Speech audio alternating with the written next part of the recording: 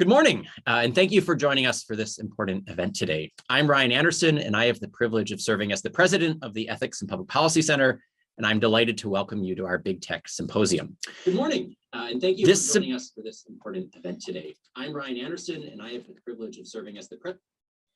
Sorry about that. Minor technical glitch here. Okay, so as I was saying, this symposium was born out of the Big Tech project that EPPC launched in April. The goal of our project and of our event today is to help conservatives come together to clearly identify and articulate the problems that Big Tech poses to our society and our Republican form of self-government, and to think critically about targeted, constitutionally sound policy solutions to these varied problems. At EPPC, we work to advance the best policies we can to hold big tech companies accountable for their practices that threaten the interests of the American public. And we want to bring an end to big tech censorship of conservative voices and speech. I can speak to this censorship personally. Shortly after taking over as the president of EPPC in February, Amazon disappeared one of my books when Harry became Sally.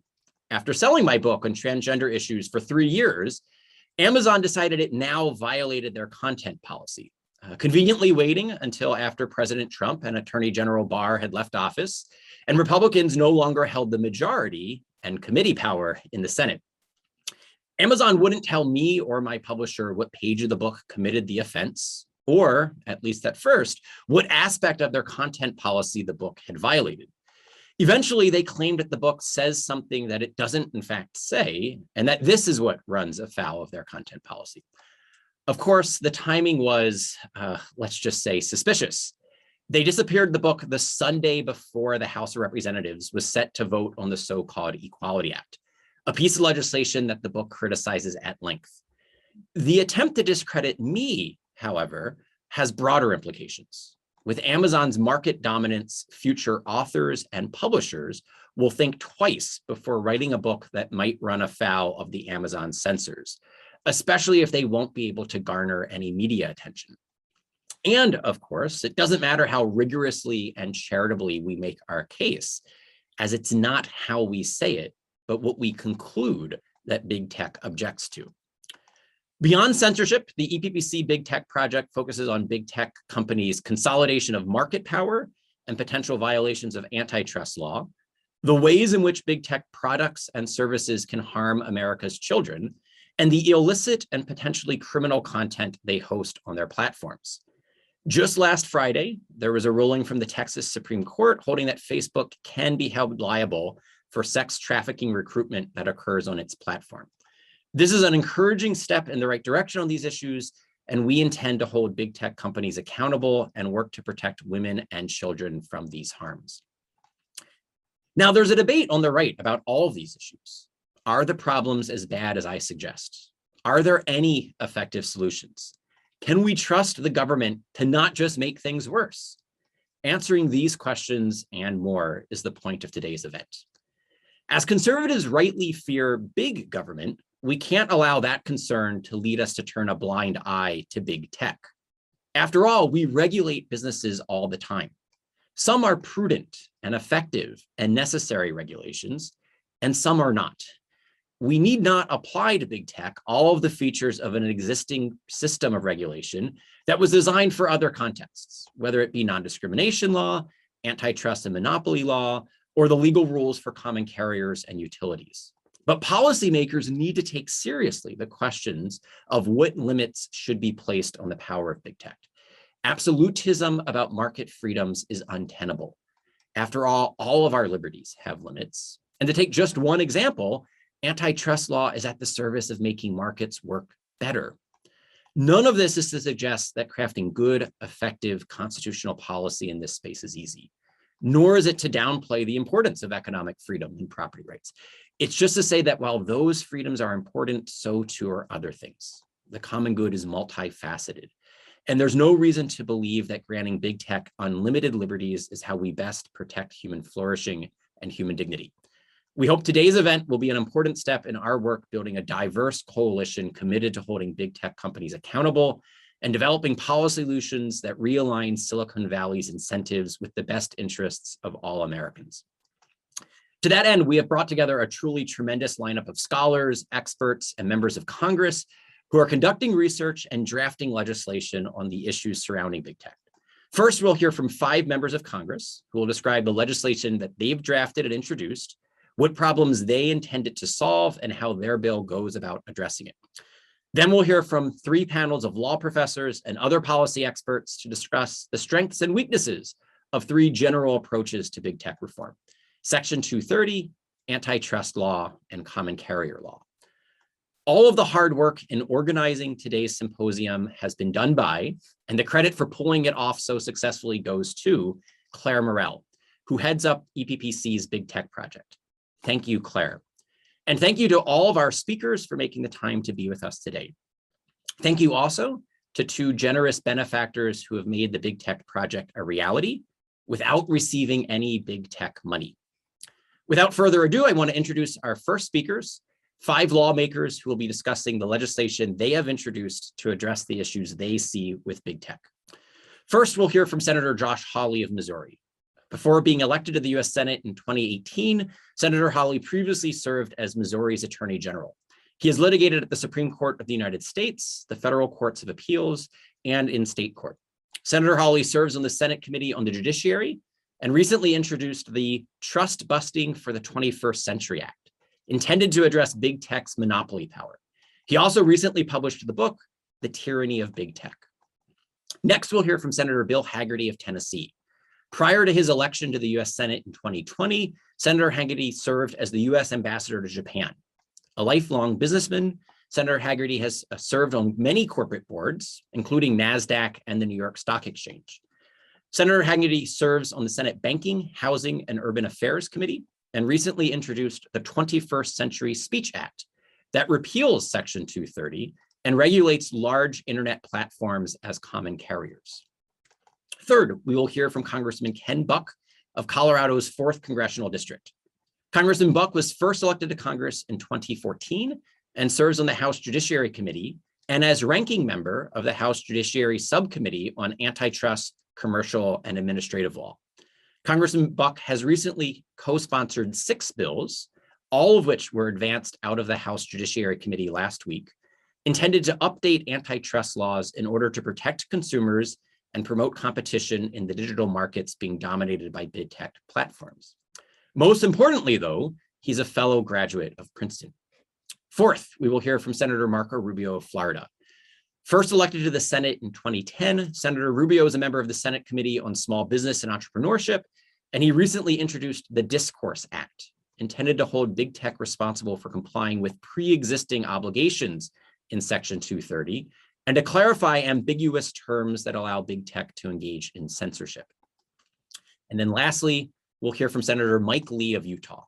Prior to his election to the US Senate in 2010, Senator Lee was a 2-time clerk for Judge and then Justice Samuel Alito. Senator Lee serves as the ranking Republican on the Judiciary Subcommittee on Antitrust, Competition Policy, and Consumers' Rights.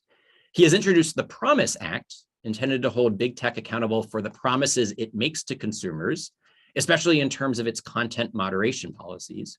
And most recently, Senator Lee introduced the TEAM Act, intended to strengthen antitrust enforcement against big tech by improving the legal standards and remedies under antitrust law, increasing funding, and consolidating antitrust enforcement under one agency, the U.S. Department of Justice.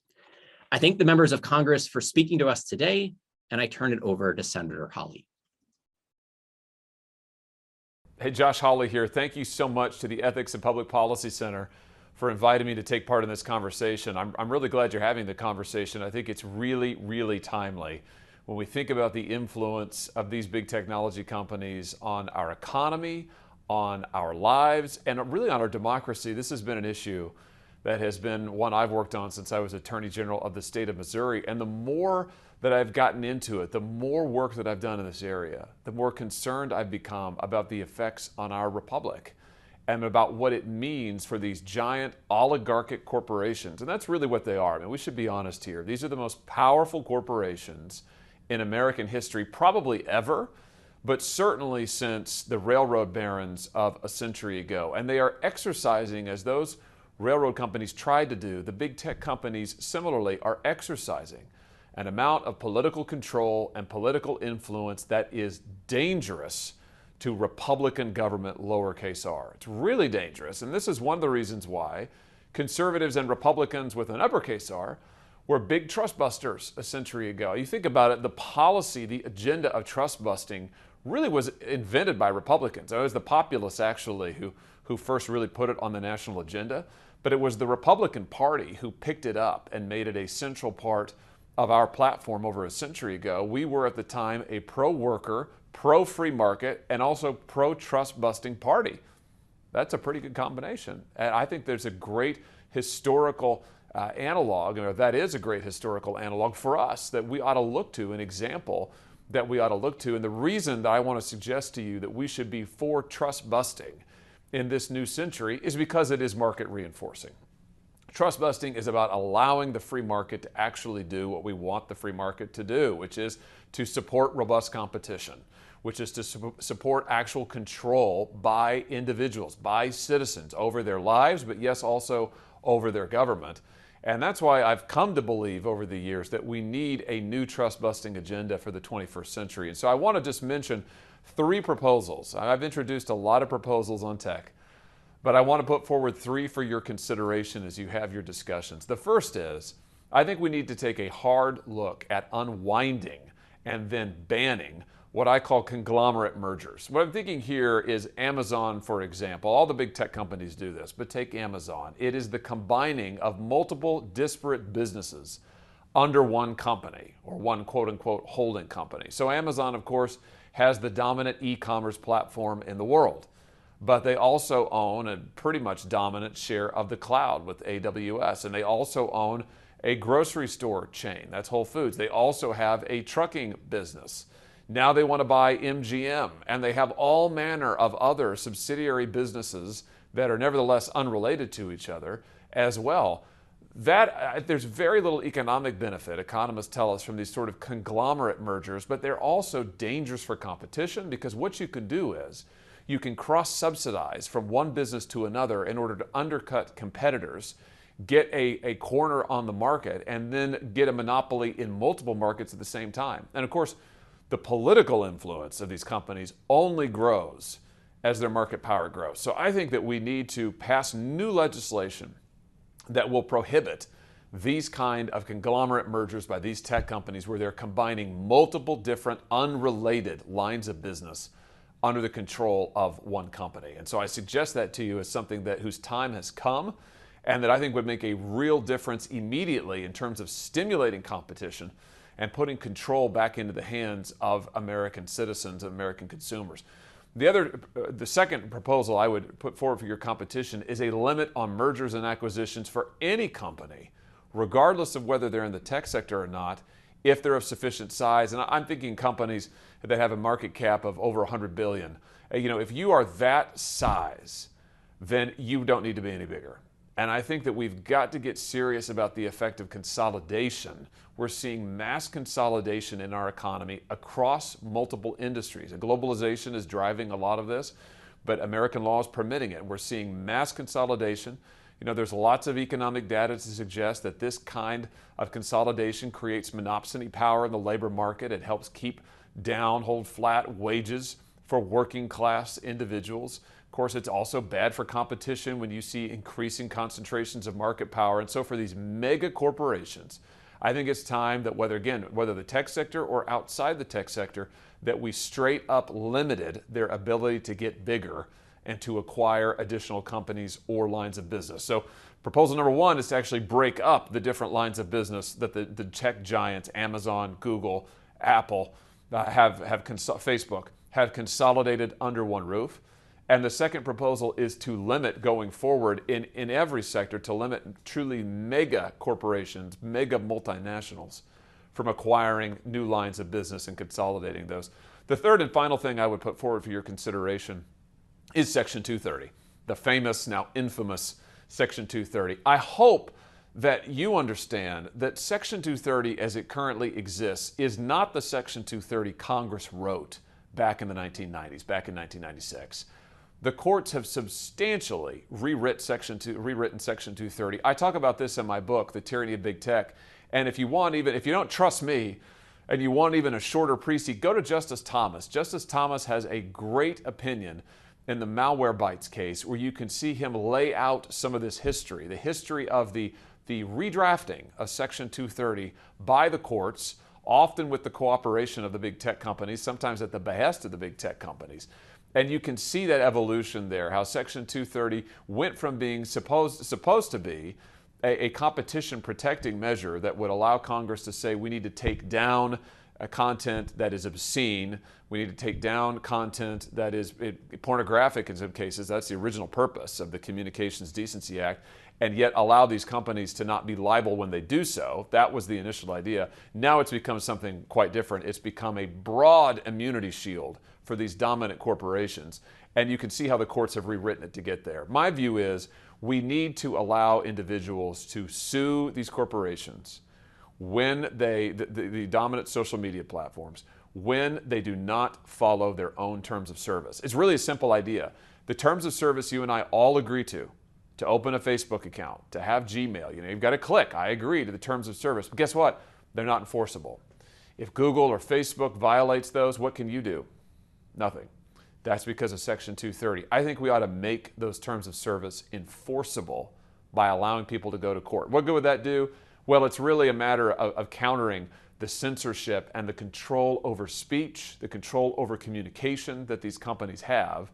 They say in their terms of service they don't engage in political bias, they don't engage in political viewpoint discrimination, and yet we all know that they do. I mean, the evidence suggests strongly that they do. My view is that why not allow their own terms of service to be enforceable, and then we'll find out real quick.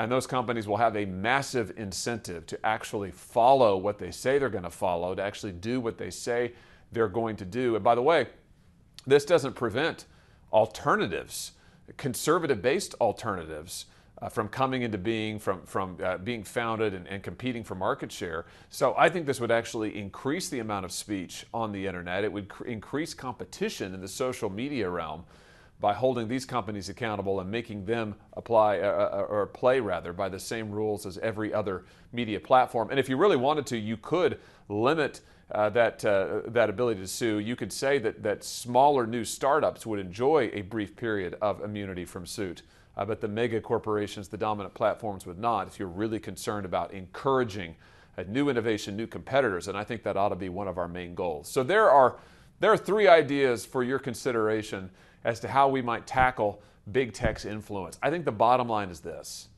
I strongly believe that as conservatives, we have to be for competition and we have to be for popular sovereignty. We have to say that the American people should control their own data, they ought to control their own speech, and they absolutely need to control their own government. And we need to recognize that big tech has become a barrier to all three. Thank you so much for having me. I want to first thank the Ethics and Public Policy Center for hosting me and for holding this big tech symposium on a very important topic. Americans today communicate with one another and consume information using technology platforms that function as the modern public square. Yet this public square is controlled by big tech corporations like Twitter and Facebook, not a government responsive to the people.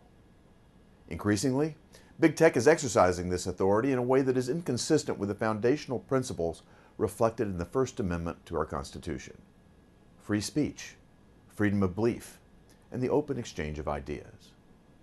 In recent months, big tech has removed news that was inconvenient for their loudest users' preferred candidates. They've silenced the President of the United States, and they suppressed politically unfashionable facts regarding the origins of COVID-19, which hampered discovery of the facts regarding the virus's origin when those facts were fresh and were more discoverable. The question is not whether the Constitution permits them to do so. It's whether the law should permit them to discriminate in this way, given the effect that it has on the free exchange of ideas. Big tech is filtering information through its political and cultural lens before Americans get to see it. It's an attempt to control what Americans think. This sounds like the game plan of the Chinese Communist Party, not the United States, and it can no longer be ignored. That's why I recently introduced the 21st Century Free Speech Act, which puts the American people, rather than big tech corporations, in charge of what they say or hear in today's public square. My bill would first abolish Section 230's license to censor. It would treat big tech like a common carrier that must provide reasonable, non-discriminatory access to all consumers to prevent political censorship. And finally, it would require consumer transparency regarding content moderation. As Justice Clarence Thomas noted in a recent Supreme Court opinion, certain industries, known as common carriers, with the function of connecting people and information and having essential status in everyday life, have historically been subject to special regulations, including a general requirement to serve all comers without discrimination.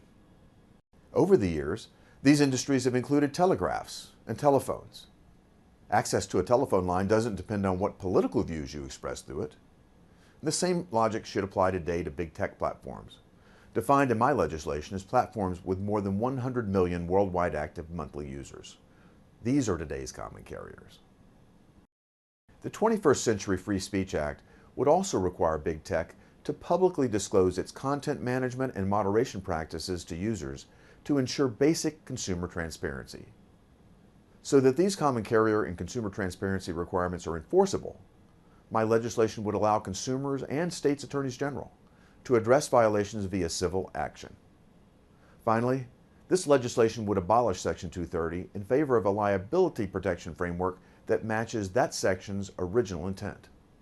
At the behest of big tech and its army of lawyers, courts have stretched Section 230 well beyond its design, which was to promote the free exchange of ideas online and to encourage family-friendly moderation. The 21st Century Free Speech Act would make clear that protection from liability for third-party speech does not apply to the platform's own conduct, either manually or through use of an algorithm. And it would define terms like obscene, lewd, and excessively violent that govern the family-friendly moderation immunity. This would prevent big tech from stretching this provision into a license to censor speech on political, religious, or other grounds. The question isn't whether everything on the internet is true. It's whether Facebook and Twitter should decide what's true. And I believe the American people are smart enough to figure out what to believe for themselves. This freedom to think, discuss, and determine one's own beliefs is the foundation for over 2 centuries of American liberty and opportunity. We must fight to preserve these freedoms. Thank you.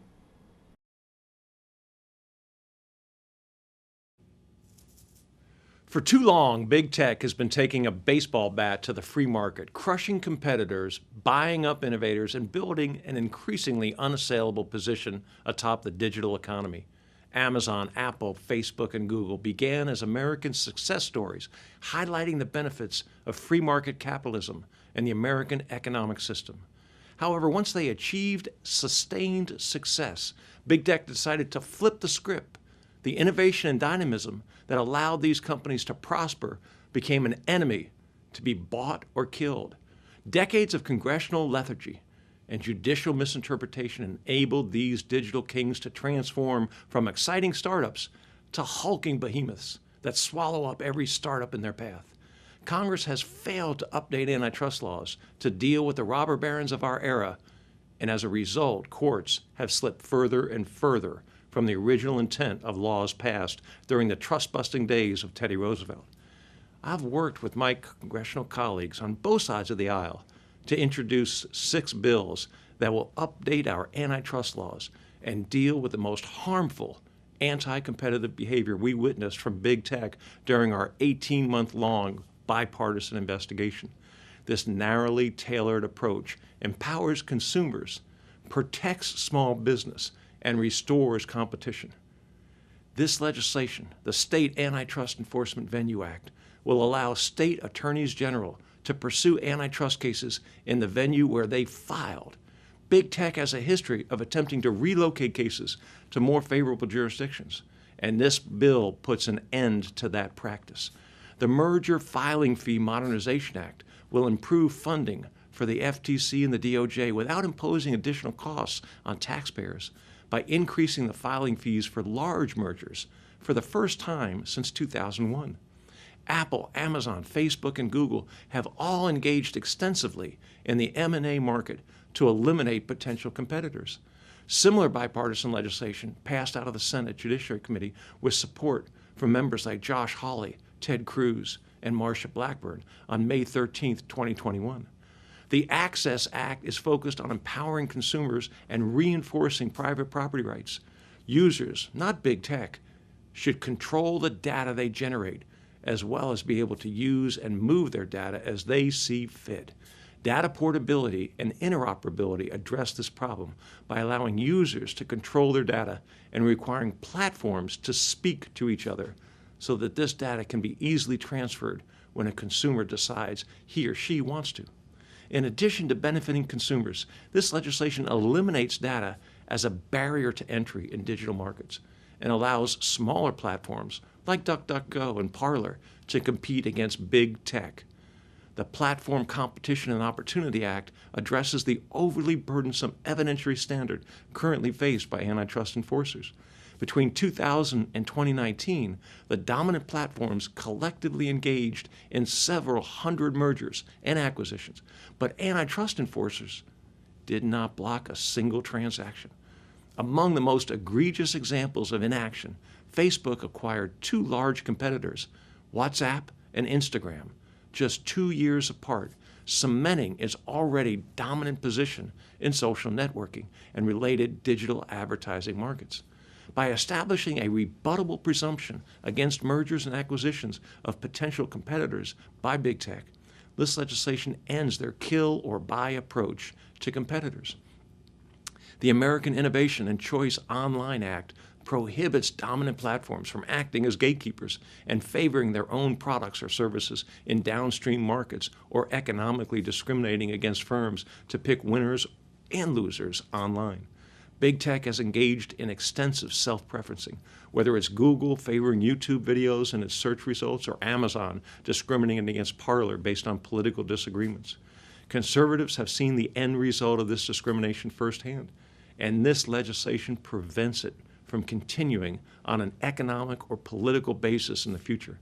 And finally, the Ending Platform Monopolies Act utilizes the long-standing divestiture remedy to break up big tech. The bill identifies 3 circumstances when a business unit would have to be broken off, including when a covered platform uses their own platform for the sale or provision of products or services, when a covered platform requires a third party to purchase another good or service to use the platform, or when a covered platform's ownership of the business gives rise to a conflict of interest. I'm proud to have bicameral support on many of these bills from courageous leaders like Representatives Lance Gooden, Madison Cawthorn, Burgess Owens, Victoria Sparks, and Chip Roy.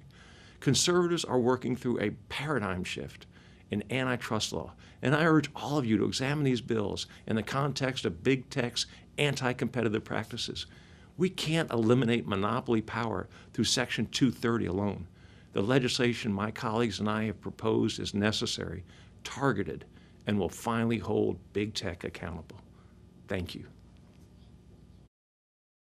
Thanks for having me. As we confront the challenges that big tech poses to America's economy, our discourse, our way of life, I don't think there's any need for me to dwell on the countless examples of the censorship of dissenting voices, as well as the freezing effect that it's had on political speech. You know the issue very well.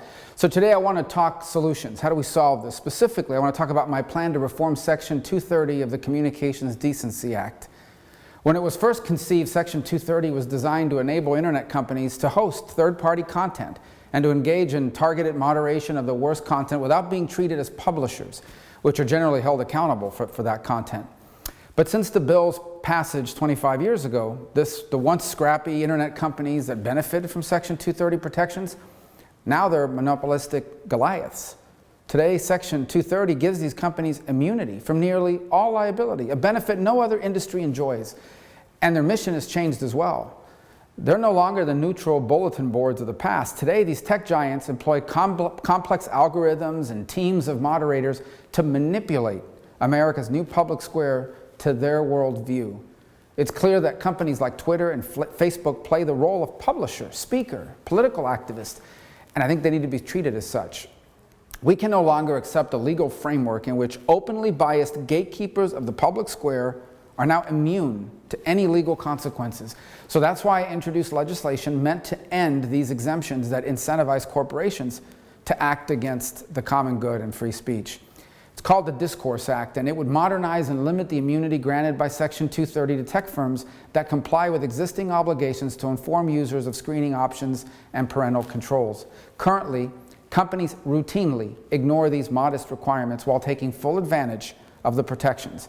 My bill would also drop the vague, subjective language that has allowed tech firms to bend the rules, as proposed by the Department of Justice under Attorney General William Barr. Section 230(c)(2) provides immunity from civil liability to big tech platforms as long as they do not engage in publishing of content. However, they are allowed to moderate and to amplify content posted on their platforms, and they still have full liability protection.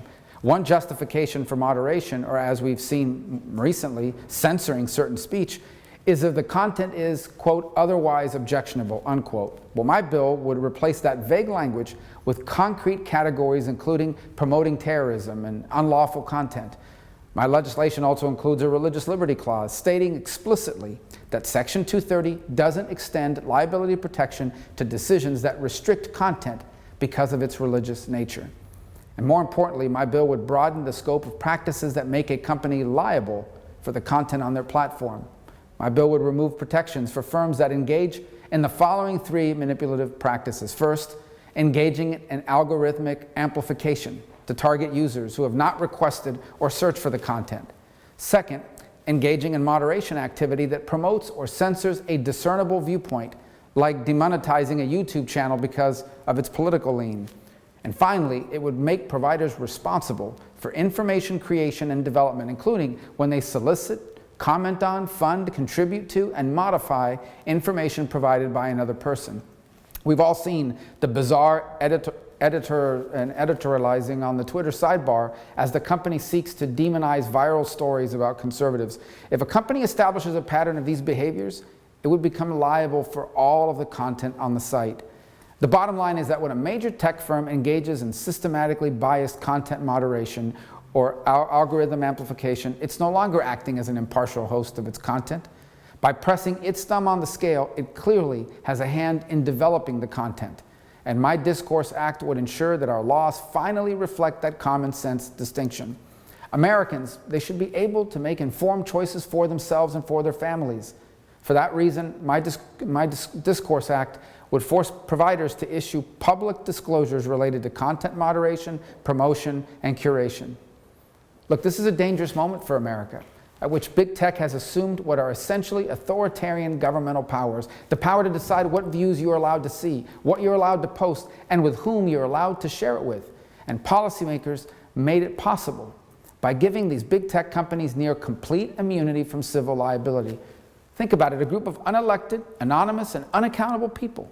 They now have the power to determine what can and can't be said in today's public square. And it's our job as policymakers to hold big tech accountable because no one else is going to do it. Our democracy depends on it. Thank you. Hello, and thank you for inviting me to speak today. I want to say at the outset that I'm so encouraged that the Ethics and Public Policy Center has launched its Big Tech project. Holding big tech accountable for its behavior is essential to protecting our social fabric and American self-governance. In 1996, Congress wisely pursued a light touch regulatory framework for the internet, which created incredible opportunities for free speech and innovation. But with the countless benefits of the internet have come many evils and challenges, like the spread of pornographic content accessible to people of all ages, the trafficking of women and young children, and now increasing censorship by big tech companies of conservative viewpoints. For conservatives, our strong belief in free speech means that big tech censorship strikes us at our very core. Like so many of you, I believe our country is better off when Americans can engage in open, honest, and informed debate about our society. And for better or for worse, social media sites have become a common tool for Americans' engagement in public discourse. Of course, we know the First Amendment protects us against government actions that abridge freedom of speech, and not against actions undertaken by private parties. But nonetheless, as conservatives, we still question why and how this could be happening. Certainly, the American public does not want to be silenced.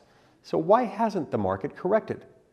There are two possible explanations that I'd like to discuss today. The first is that big tech has deceived its consumers, the American people.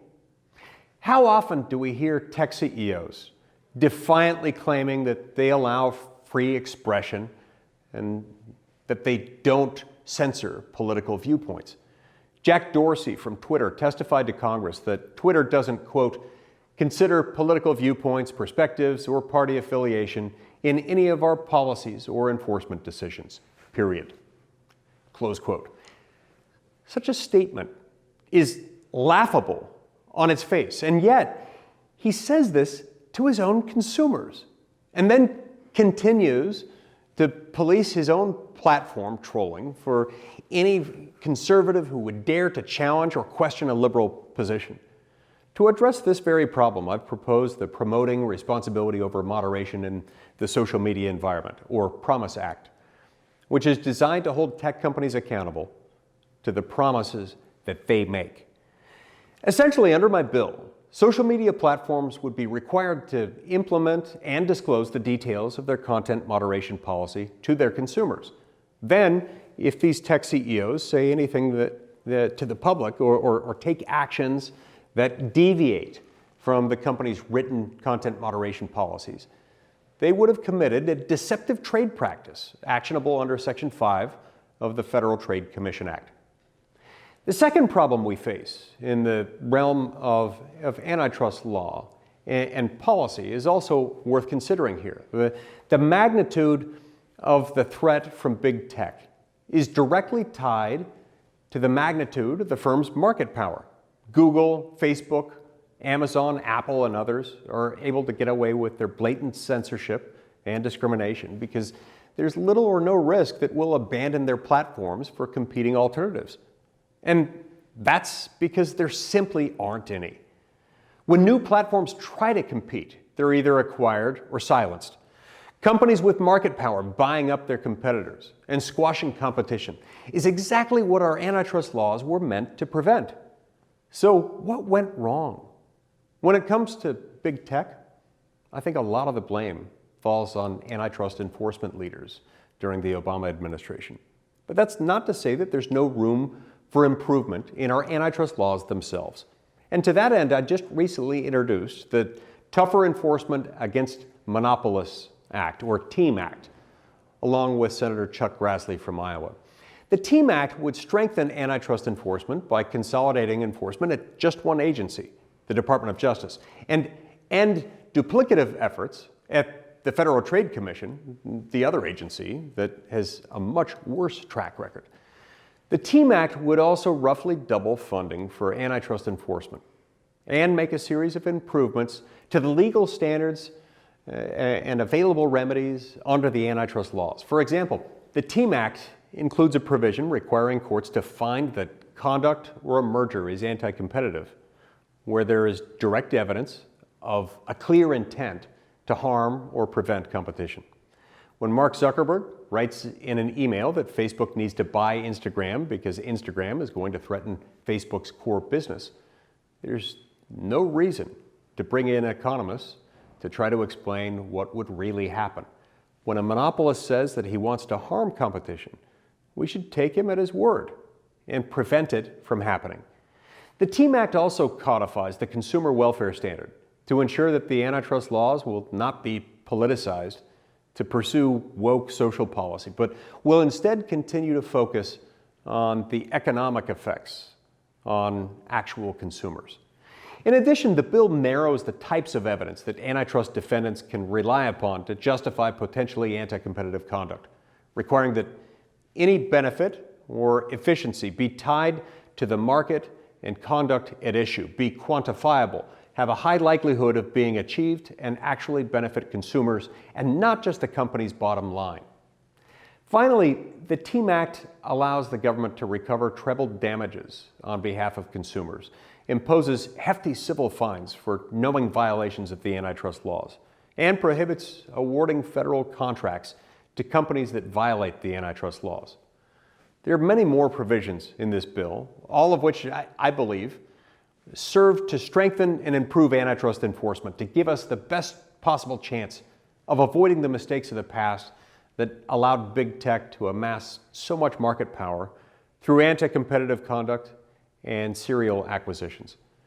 Our goal here should be to restore fair and free markets for conservatives and liberals alike, so that we can get back to competing in the marketplace of ideas as vigorously as businesses compete in the marketplace for goods and services. Thank you for your time, and I look forward to conversations to come.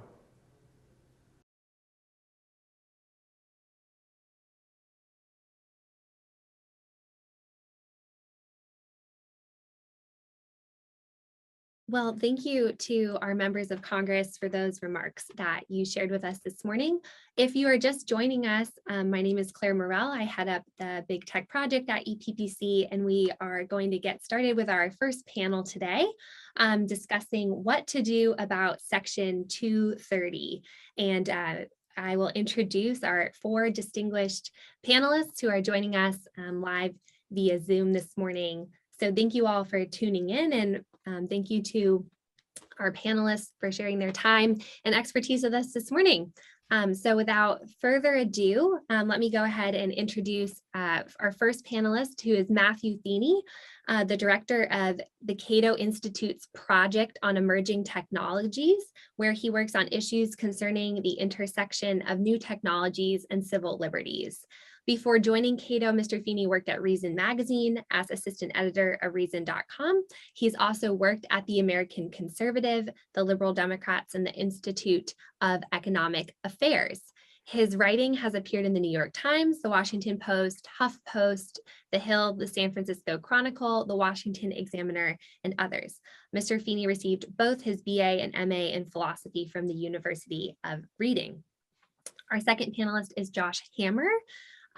Josh Hammer is the opinion editor of Newsweek and a research fellow with the Edmund Burke Foundation, as well as counsel and policy advisor for the Internet Accountability Project.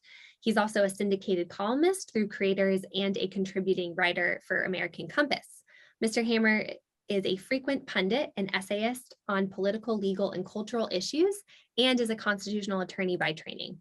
He is a graduate of Duke University and the University of Chicago Law School, and he previously clerked for the Honorable James C. Ho of the U.S. Court of Appeals for the Fifth Circuit and was a John Marshall Fellow with the Claremont Institute. In addition to publishing with many leading lay outlets, he has published formal legal scholarship with the Harvard Journal of Law and Public Policy and the University of St. Thomas Law Journal. Our third panelist this morning is Annie McAdams, who exclusively represents victims nationwide who have been harmed due to the negligence or acts of others. She is the founder of Annie McAdams PC. And Ms. McAdams is currently the lead trial attorney in the sex trafficking cases against Facebook, Instagram, and Salesforce. She had an exciting victory in her case against Facebook this past Friday from Texas's Supreme Court that Ryan touched on in his opening remarks, and I will let her share more about that shortly. And our final panelist this morning is Russ White, who is a well-known voice in computer networking, where he advocates for simplicity, privacy, and the decentralized internet. He co-hosts the Hedge and the History of Networking podcasts, serves on the Internet Architecture Board, and in a leadership role in the FR Routing open source community. Mr. White has co-authored many software patents, books, and hours of video training in computer networks. He holds a PhD in apologetics and culture from Southeastern Baptist Theological Seminary, an MACM from Shepherd's Theological Seminary, and an MSIT from Capella University. So those are our distinguished panelists this morning. And just to open our conversation, just for those who might be joining us today that aren't familiar with what Section 230 is, what this law is that governs the internet, can I ask Mr. Feeney from the Cato Institute, would you just give us a very brief, simple explanation of what Section 230 is and what it does for someone who might not be familiar? And then I'll ask all of you kind of your opinion on Section 230. Sure, yeah, happy to, and thank you for the invitation. It's a pleasure to be with you today. I think Section 230 probably has to be one of the most discussed federal laws in contemporary politics. And that's in large part, I think, a feature of the role of these big tech companies in the modern world and in our political discourse. Section 230 arose thanks to a string of court cases in the early 1990s as courts are trying to figure out how courts should deal with illegal content on this emerging sector of the economy run on the internet, full of bulletin boards and forums and newsletters and things like that. Then members of Congress, Congressman Chris Cox from California, a Republican, and his Democratic colleague Ron Wyden wrote Section 230, which is a pretty simple law, sometimes called the Magna Carta of the internet, or the 26 words that created the internet. And basically, in a nutshell, it states that you, not the platform where you post content, are responsible for for that content. So if I post a defamatory tweet, I can be sued for that tweet, but you can't sue Twitter, is basically it. Those are the 26 words. But there's also another provision of the law that states that interactive computer services, such as Facebook, but also comment sections and other online entities, cannot be sued over content moderation decisions. Now, I think two things to point out. One is Section 230 is not the law that allows for interactive computer services to disassociate with content. The law just clarifies whether the lawsuits can be brought because of that. And also, something that I think is important to point out is that the law does not make a distinction between publishers or platforms. The law applies to certainly companies in the big tech space, but the law does not apply just to either the internet industry or to social media sites. And indeed, traditional publishers do enjoy Section 230 protections. But I'll stop there. That's a basic summary of it. I'm happy to explain my own thoughts on the law, but in a nutshell, that's what the law does. No, thank you. Thank you for just giving that overview. And now just to get started, I would love to hear from each of you just a quick kind of summary of your basic position currently on Section 230, if you think that there is reform necessary and what that would be, or if you are in support of, at this point, a full repeal of Section 230, or if you would argue to leave it as is. And so we'll start and we'll just go in reverse order. So Mr. White, if you would just share your opinion, brief summary on what you think should be done about Section 230, if anything, and then I'll go to each of you in turn on that question. Sure. Thank you for inviting me for this panel. I would start by saying I don't think Section 230 as it stands is necessarily flawed. I think the problem is that we have fallen into a false dichotomy of definitions. Facebook is neither a platform nor a publisher, or they're closer to a publisher than a platform. But we somehow want to treat companies like Facebook as a publisher, as a platform rather than a publisher. And I think the intent of Section 230 has been subverted in a way that has become very, very dangerous and bad for our polity, for our public culture. Okay, thank you for that. And then Ms. McAdams, would you just share, what you see is necessary in terms of what we should do about Section 230? Basic level, I do not believe that Section 230 really is the problem. It is absolutely, as Senator Hawley pointed out, a problem with the judicial interpretation of Section 230 that I think everything has gone off track. So I do think we might be at a point where if the courts are not able to write the course of 230, that there might be a necessary amendment to provide clarity so that the next council that challenges Section 230 doesn't spend 3 years wrapped up in appeals, just arguing over definitions. But I do have ultimate faith in the judicial system, and I'm hoping that ultimately the federal court system can write the course of 230 without amendment. Thank you so much. That's really interesting. Mr. Hammer, would you share with us what you think should be done about Section 230? Yeah, so thanks so much, Claire. Thanks, Ryan. Thanks, EPPC. This is a very timely symposium on a very timely issue, of course. I'll start off just on a quick note of quasi to large agreement. Actually, I share what seems to be the consensus here that Section 230 is hardly a panacea. In fact, of the three kind of policy remedies that are being discussed in today's symposium, I think it's probably the least effective, frankly, or at least kind of the smallest potatoes, so to speak. That does not mean that it is not important. I do think kind of the long-term solution to our kind of big tech woes does lie more in the areas of antitrust and common carrier. But which remedy applies to which specific platform, of course, is going to be an ad hoc case-by-case assessment. And in general, these are not mutually exclusive, right? The way I phrased it in a short essay for the American Conservative in February was I called for a, quote, all of the above strategy to confront the big tech threat to the contemporary 21st century American way of life.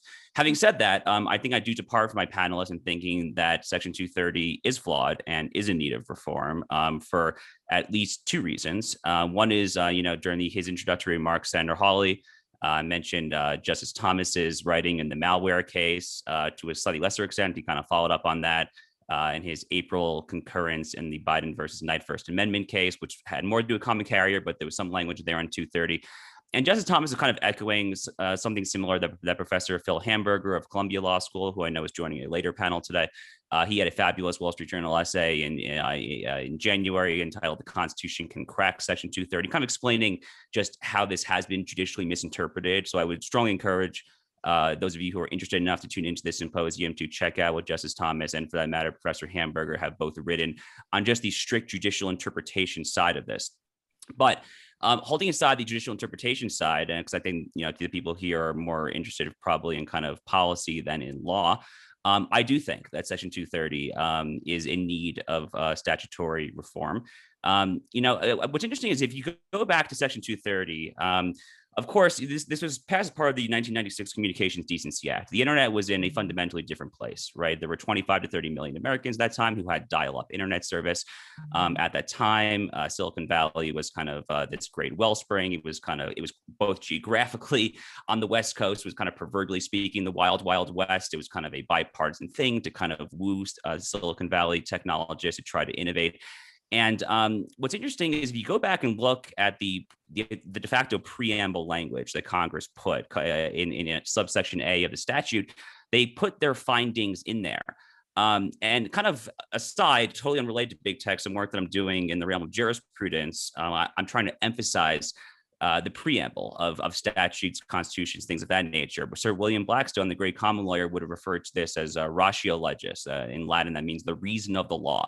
It is the reason that a law comes into its being. That doesn't mean that that's necessarily going to guide on a granular level our subsequent interpretation or have any concrete policy ramifications necessarily, but it certainly ought to at least kind of imbue the word with some degree of meaning. And what's interesting here is if you go into the preamble of Section 230, I'm just going to read it real quick. Congress says one of their findings is, quote, the internet and other interactive computer services offer a forum for a true diversity of political discourse, et cetera. So all of this that we're talking about here, this kind of liability shield, was predicated. It was expressly predicated on Congress hoping to achieve a, quote, forum for a true diversity of political discourse. So the question then is whether or not big tech has upheld its end of what I view as a fairly straightforward quid pro quo proposition. I think the answer in the year 2021 is obvious. The answer to that is no. So there's any number of ways to go about kind of, concretely statutorily modifying the relevant language.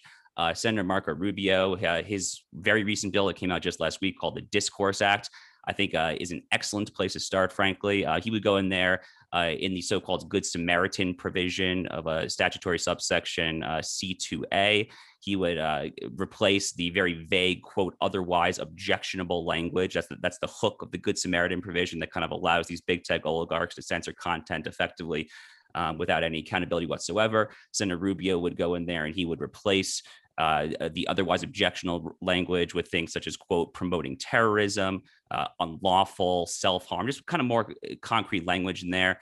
And then there's other places as well. Our friends at the American Principles Project have suggested that there should be a First Amendment standard. And there's, I'm rambling a little bit here, so I'm going to cut myself off, but there's any number of kind of concrete tools to get in there. But two things are true. I want to just kind of recap here. One is that Section 230, I agree with, what seems to be the consensus of the panel, is kind of small potatoes in the grand scheme of things compared to antitrust and common carrier. On the other hand, it is flawed both as a matter of law and policy, and we should rectify that on both fronts. Thank you. And then lastly, Mr. Feeney, I know you gave us a summary of Section 230, but could you just share what your opinion is on if anything should be done to reform Section 230, or why or why not? Sure, thank you. Well, I mean, all of my fellow panelists have given me a lot to chew on that I hope we can discuss at length later. But in summary to your specific question, yeah, I don't view Section 230 as a untouchable religious text or anything like that. It's just a law. It can be amended, changed, revoked, repealed, all of the above. I think if you are concerned about political bias on the internet, if you are concerned about harassment, the spread of deepfakes, election interference, all of the concerns that people across the political spectrum have raised, I have yet to see legislative proposals that I think would either address those concerns within bounds of the Constitution or don't pose significant anti-competitive risks.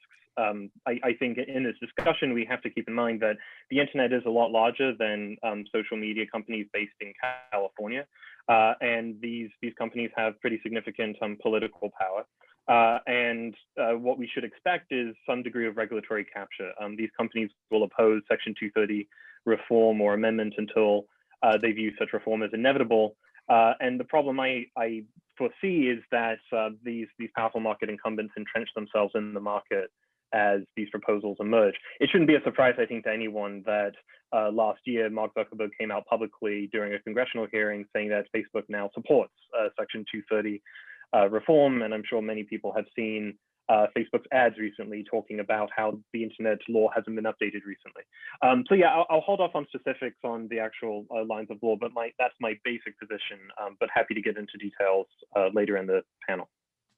No, excellent. That is really helpful. Yes, and I would like to unpack a lot of the different things that you all just shared. So I think just to frame our conversation today for everyone attending and for you all to know, we'll dig into a couple of the issues currently with Section 230, and then hopefully then spend most of our time discussing possible solutions to that, both legislative solutions and, as Ms. McAdams mentioned, solutions through the courts and through their interpretation in various cases and case law, as well as potentially considering maybe even structural solutions, which I know is an area of more expertise for Mr. White. So that's kind of the kind of arc of our conversation this morning. So I wanted to ask a little bit more, just kind of some of the current issues and things being debated where people seem to be looking at Section 230 to kind of blame or to use to solve some of these issues.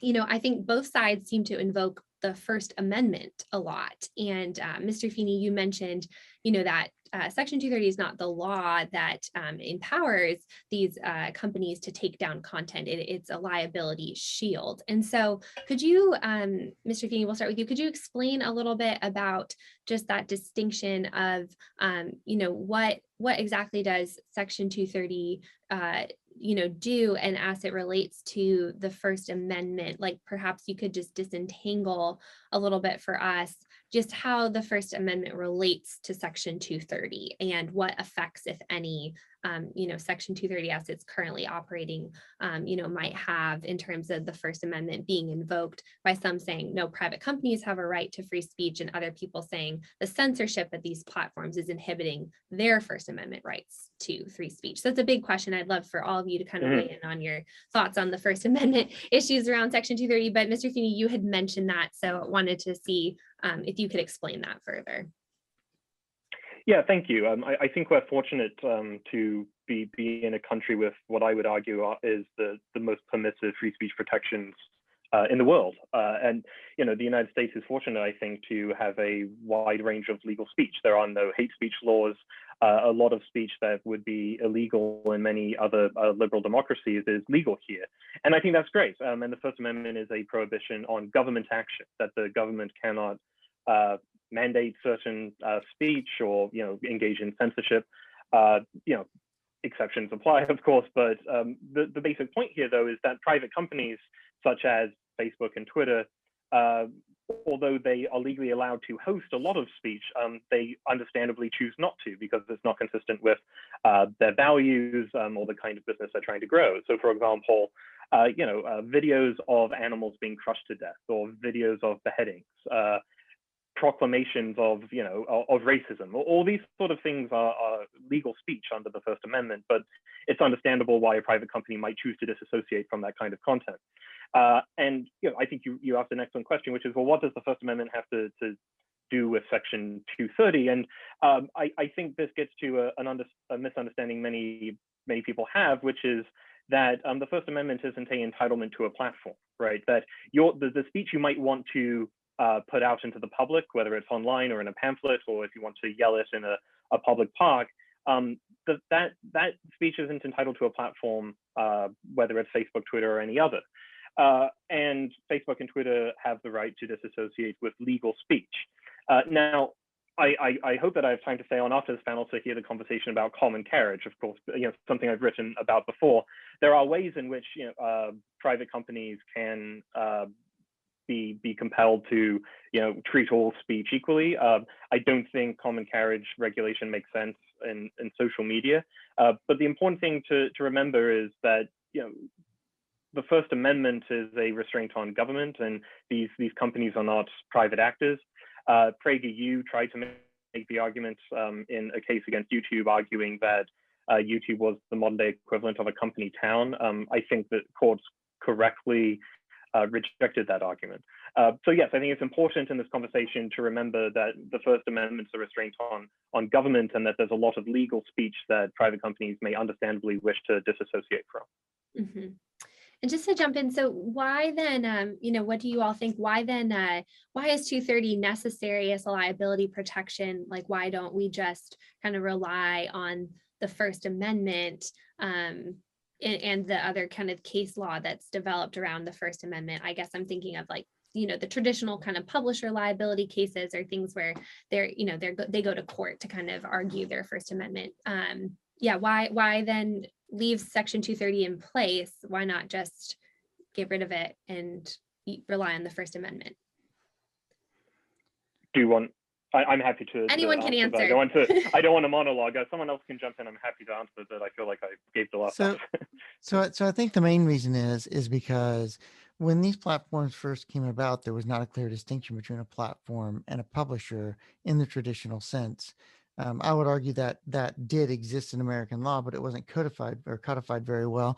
And so what they wanted protection against their users saying something so that they could not be held liable for what their users might say or do. And I'm not sure that is fully addressed under First Amendment case law in any way. Maybe I'm wrong on that, but that seems to be my impression. Well, I think part of the issue is, no, jump in, Matt. No, please go ahead. I'll jump in after you. No, I think part of the issue is that we do want these companies to be liable for, for moderating some conduct that may or may not be permissible under First Amendment jurisprudence, which, frankly, is all over the map. I mean, depending obviously on the specific court or the specific issue or anything. But if you kind of want to go in there again to statutory subsection C2A, we're talking here, before we kind of get to the vague, otherwise objectionable, that's the catch-all provision that Senator Rubio is trying to kind of statutorily modify, and that's kind of the nexus of a lot of kind of current reform efforts, I think properly so. But before we get to that very controversial, otherwise objectionable language, we're talking here about obscene, lewd, lascivious, filthy, excessively violent, harassing content. I mean, Ryan, in his introductory remarks, was talking about this, this new case out of Texas with respect to Facebook being held liable for possible sex trafficking. I mean, that's a good thing. We want these companies to be held liable, irrespective, I would say, of what the possible First Amendment implications of that are. The other thing that's going on here, though, look, I'm happy that Matt mentioned the PragerU lawsuit. There's going to be similar lawsuits like that are going to continue to play out. Okay. I mean, in constitutional law, when you go to law school, you learn about this very famous case called Marsh versus Alabama. I believe it's from the late 1950s. A town effectively tries to make itself private and then tries to kind of shield itself from First Amendment protection. I don't remember the fact pattern super well, to be honest with you, but the court more or less says you can't do that. Really, another just kind of interesting kind of short essay that I'll cite. There was another interesting Wall Street Journal essay from January that Vivek Ramaswamy, who's really kind of making waves in these circles, co-wrote with Professor Jed Rubenfeld. He kind of tries to make the argument that that constitutionally speaking, the tech platforms actually cannot do this. And he has some interesting quotes in there. I'll just read one, for the sake of time. He's quoting here a 1973 case called Norwood versus Harrison, and he says, "quote It is axiomatic." This is the Supreme Court speaking, by the way. Sorry, not the op-ed co-authors. The Supreme Court says it is, quote, axiomatic, so it is self-evident, quote, that the government may not induce, encourage, or promote private persons to accomplish what it is constitutionally forbidden to accomplish. So what the court is saying is that you effectively cannot immunize putatively, purportedly private actors to constitutionally do that which the government itself cannot do. Now, again, we've seen some of those arguments lose in court. That's the PragerU YouTube litigation. But we're only going to continue to see this play out, I think. And I, for one, am very interested to see how that does play out in the court system. Yeah, no, that's helpful. For the sake of time, we might just keep moving on. There's a lot of ground to cover. I wanted to circle back on something that Ms. McAdams had mentioned, just about how, I think the issue not necessarily being with Section 230, but more how courts have interpreted that. And Justice Thomas really, explains that in his Malwarebytes opinion. And so I wanted to just ask, if you could kind of summarize or comment on that, Ms. McAdams, and then, anyone else can jump in on kind of the ways that you, have seen, and Justice Thomas explained some of those, the courts have misinterpreted and kind of over expanded the immunity that was originally intended in Section 230. Absolutely. And it kind of dovetails into your original question. When we looked at the first interpretations of Section 230, it was based in a defamation. All of the language in 230 kind of mirrors the defamation world of the law. And part of it was, can we really hold a platform responsible in judging the truth of something or the falsity of something from a defamation standpoint? But what we quickly saw with the Zarin opinion really being the first big step in distortion of Section 230 was this immunity shield being extended, not just to trying to hold a platform accountable for something, a content creator or user posted on their site, but actually to the acts of the platform or the company. The definition of an interactive computer service alone has been distorted so extraordinary across the country in litigation that in our Salesforce case, we're really challenging that and seeing our ability to say, should this extension go? What I think is really important is when, I first started to I'll just put some color on the paper. When I first started looking at these cases, I was approached about handling and looking at the civil side of sex trafficking cases. I had no idea what Section 230 was. I had really no idea what sex trafficking was at the time. But as I started to talk to these victims, the one thing that we 100% tied them all together across the country was the role of tech and social media, and not only their recruitment, but their exploitation. As we continued to investigate, we started to see that tech played this independent role. It wasn't just simply letting the trafficker access the platform to access the victim. We started to look at these actual independent actions of benefiting from the facilitation of sex trafficking. When I started to look at the case law, I started with Zarin, and I could not believe how far the courts had extended, looking at roommates, looking at the MySpace case right here in Dallas, Texas, that could be the law. When we started, I was walking into the courthouse with my appellate lawyer, and I said, so is it really just Annie on the law at this point? Because we had nothing to stand on. There was not a case, maybe slightly the roommates case started to chip away at this immunity matter in 230. And it was. I mean, we went into the trial court, argued for 10 hours and said that this is a law that doesn't really serve us, and the judicial interpretation doesn't serve the community anymore. And so it was basically Annie on the law through the 14th Court of Appeals. And then we see the Justice Thomas opinion. And I will share with y'all a kind of funny story about it. We didn't know what to do with it because it's not really an opinion. It's just a statement on, not accepting cert. And we were sitting there, and I was with my appellate team, and I'm like, well, what is this? Can I use it as authority? We have the senior conservative justice making a comment basically on our cases. And so it's no longer just Annie on the law, but what weight does that hold? I will tell you that tech answered with, took care of it for me, because they filed a brief that had 4 pages of arguing as authority. So then we were okay, well, if you say so, it's authority. And we're able to use it. And I think it's given guidance.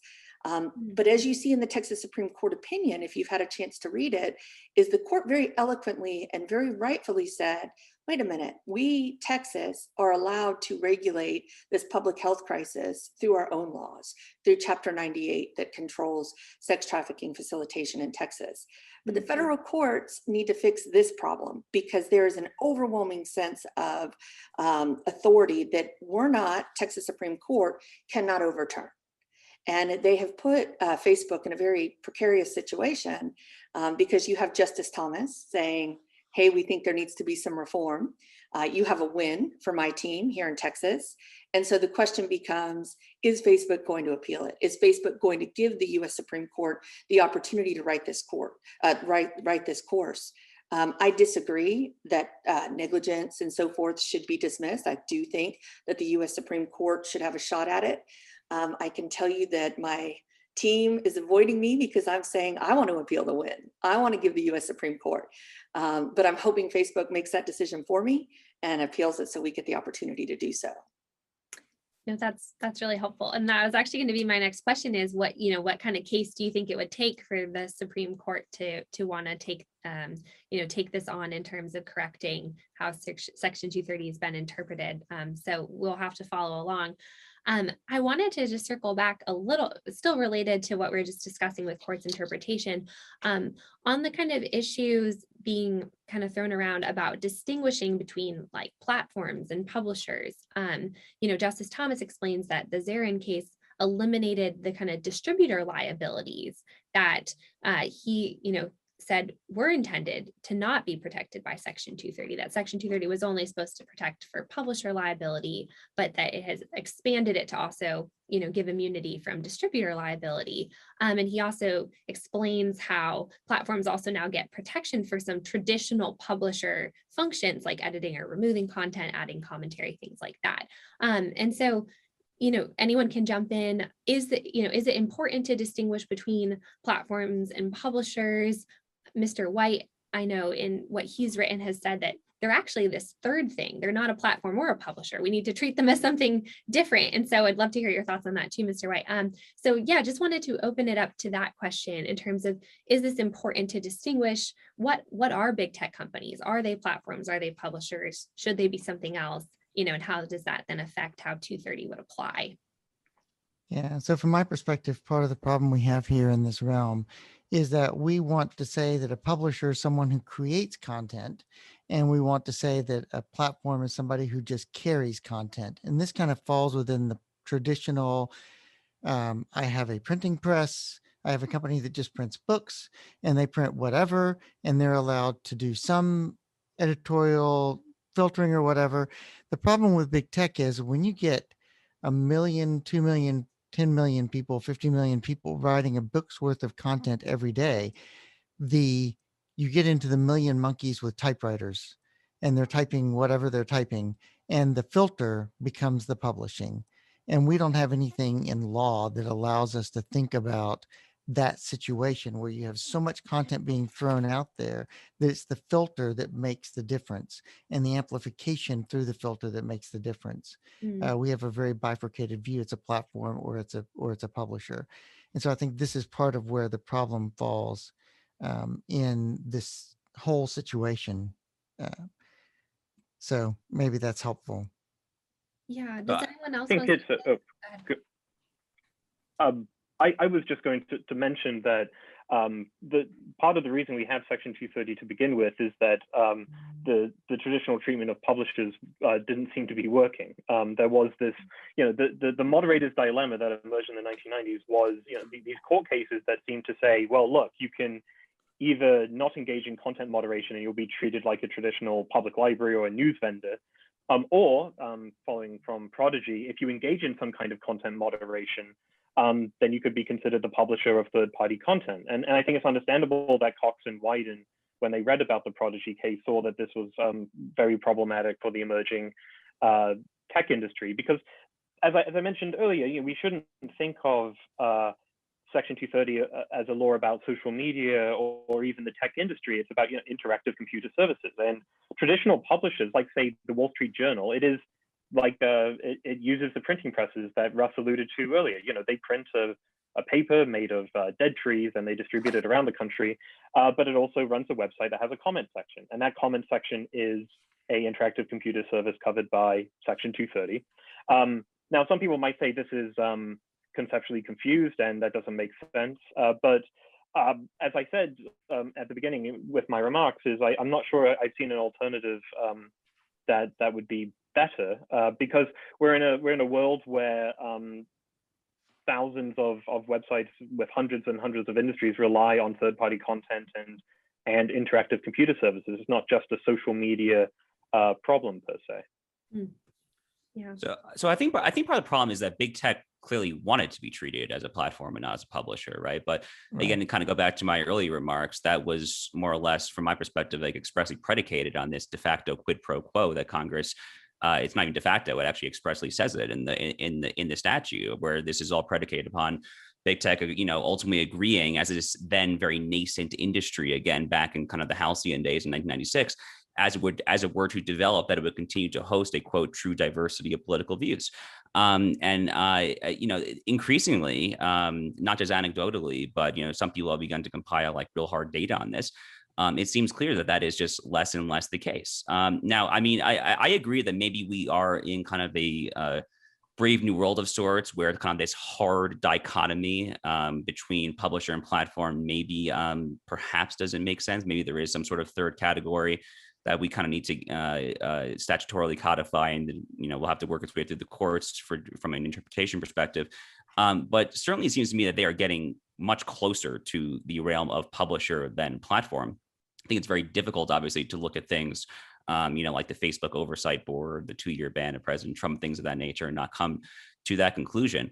And what's interesting, again, just kind of to mention some developments in Capitol Hill on this front. One thing that the Senator Rubio bill does that I mentioned last week is it modifies the definition of what an information content provider is for liability purposes in statutory subsection F3. And it basically says that if you engage in algorithmic amplification, moderation activity, or information creation and development, then you effectively lose your liability shield.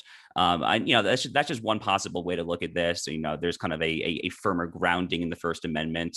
I'm not sure that we want to necessarily directly and explicitly mirror it to First Amendment jurisprudence for the same reasons that I was getting at earlier. As but one example here, the incitement to violence standard under current First Amendment law, holding aside whether or not it's originalist or anything like that, is extremely lax. We saw that kind of play out in the aftermath, of course, of January 6th, and all the op-eds that were written about that day. So anyway, there are lots of possible ways to tweak the language there. But to kind of answer your question, Claire, I think big tech wanted to be treated like a platform, but from my perspective, especially over the past 5-6 years or so, it is increasingly clear to me that, I think what Senator Hawley accurately refers to as the Silicon Valley oligarchs, these woke oligarchs, are increasingly acting more like publishers than platforms. That's actually. Could I just? Oh, sorry. Go ahead. No, you have one more word, and then I'm going to transition to asking you all about the Discourse Act. So please go ahead, Mr. Feeney. Okay, sure. Yeah, quickly. I'm sorry for interrupting. I just 2 points. I mean, the first is, Josh is citing Section 230A3, right, which is an interesting piece of the law saying, the internet and other interactive computers offer a form of true diversity of political discourse. So 2 things on that. One, I think I don't think it's true as a matter of historical fact that Cox and Wyden wrote this law as a quid pro quo. And Jeff Kosif wrote a whole history of the drafting of this law that I urge everyone to check out, called The 26 Words That Created the Internet, where I think he outlines the history behind the drafting and that such an exchange was not part of the deal. Secondly, I would argue the internet still provides the kind of diversity of views that they discuss in the law, a forum for a true diversity of political discourse. That's still true, it seems to me. It seems if you have a political view in the United States, there's a home for it on the internet somewhere. Now, some may argue that it doesn't have a home on the largest of these social media sites. That's a different question. The Section 230A3 doesn't say that every interactive computer service has to offer that forum. It says the internet, right? And that's just something worth considering, I think. But yeah, I just wanted to respond to Josh's point there. Sorry for interrupting. No, you didn't interrupt at all. But this is a perfect kind of transition. I want to now spend the rest of our time really focusing and drilling down into some of these solutions we've kind of been touching on.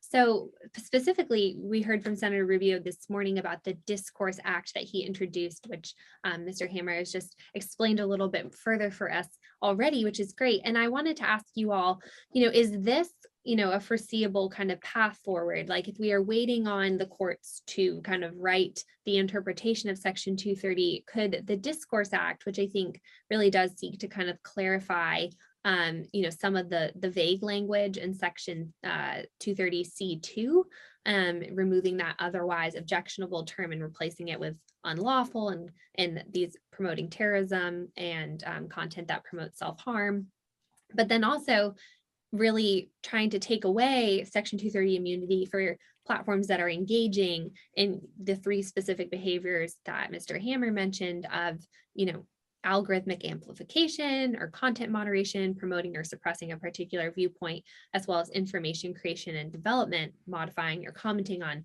materials. Because I think it seems that Senator Rubio is trying to distinguish is that those three types of behaviors that platforms engage in really are more like traditional publisher functions. And so then they shouldn't get 230 immunity for that. So, what do you all think of that as a potential approach forward, kind of in the meantime, as a potential legislative solution to try and, I think, clarify the original intent of the statute of Section 230 with the internet we have today? I like this because, sorry, Go ahead, Matthew, Russ. Go ahead. yeah, that's fine. I like this because I think it places a burden back on these big companies that the more they filter, the less likely they are to get immunity. And the more they do amplification, and algorithmic amplification, I think, is a big part of it that we don't really think about. It's not just filtering. It's not just dumping President Trump for 2 years. It's that these companies can actually, out of 1 million posts a day, select, I want this to be the story that's told about this particular thing that just happened, put it at the top of everyone's news feeds, and therefore amplify that one version of the story and leave everything else. Now, they didn't create that content, but they created the situation where they're amplifying it. And I think that's where we run into. Sorry, Matthew, go ahead. Oh, I just want to stress as a caveat, I haven't read the bill and I missed Senator Rubio's remarks this morning. So my comments may not be that useful. But what I'll just mention is I think we have to be careful with this word algorithm. It seems like many people in tech policy debate seem to treat it like a sort of like a talisman, but it just means rules, right? And I suppose, the question is, what does it mean for there to be no algorithmic filtering or amplification? If a company like Yelp knows that I like a certain cuisine over another, and when I visit, an algorithm decides that it's going to show certain content associated with that, that's thanks to an algorithm amplifying content. If Google knows my location, when I search for a certain thing, it's going to amplify content closer to my location. YouTube learns what kind of videos I like, and imagine what Google, Yelp, and YouTube might look like without that ability. That it'd be a very difficult thing to navigate. So I understand the concerns that there are, especially if you're concerned about political bias, why you might not like the fact that certain content is amplified over others. But what social media looks like absent algorithms that cater to individual users looks like is difficult to imagine. I mean, I can imagine it, but it doesn't look like a product anyone would use. But this is all, like I said, coming from someone who hasn't read the bill or the exact language. But I think when we use words like algorithms and algorithmic functions, we should be careful and precise. That's helpful. So, Claire, no, go ahead, Annie. Sorry. Okay. I was going to say, while I and my team support any kind of clarification of language, I think it's very important that we look at the practical application. How does this, in fact, get executed? Because, I mean, we can sit here and develop laws and have all these intellectual conversations about the definition and clarity. But what, in reality, what we need to see is how are these laws put into effect? And the reality is they're not. I mean, laws without enforcement or accountability are worthless. And being one of the only teams to have reached this far and defeat the Section 230 immunity motion to dismiss is really slim, and it is really, really unacceptable. I mean, right now we're living in a time where these companies are absolutely making a mockery of our country. They are running ads about let's reform this law, while they're snickering out the back, enforcing and putting defenses in place against our cases. So I think looking at Senator Rubio's law, we have to look at getting past the motion to dismiss stage. If you give them any language of immunity, that's the motion to dismiss on the pleadings. It doesn't give us the opportunity to put on evidence.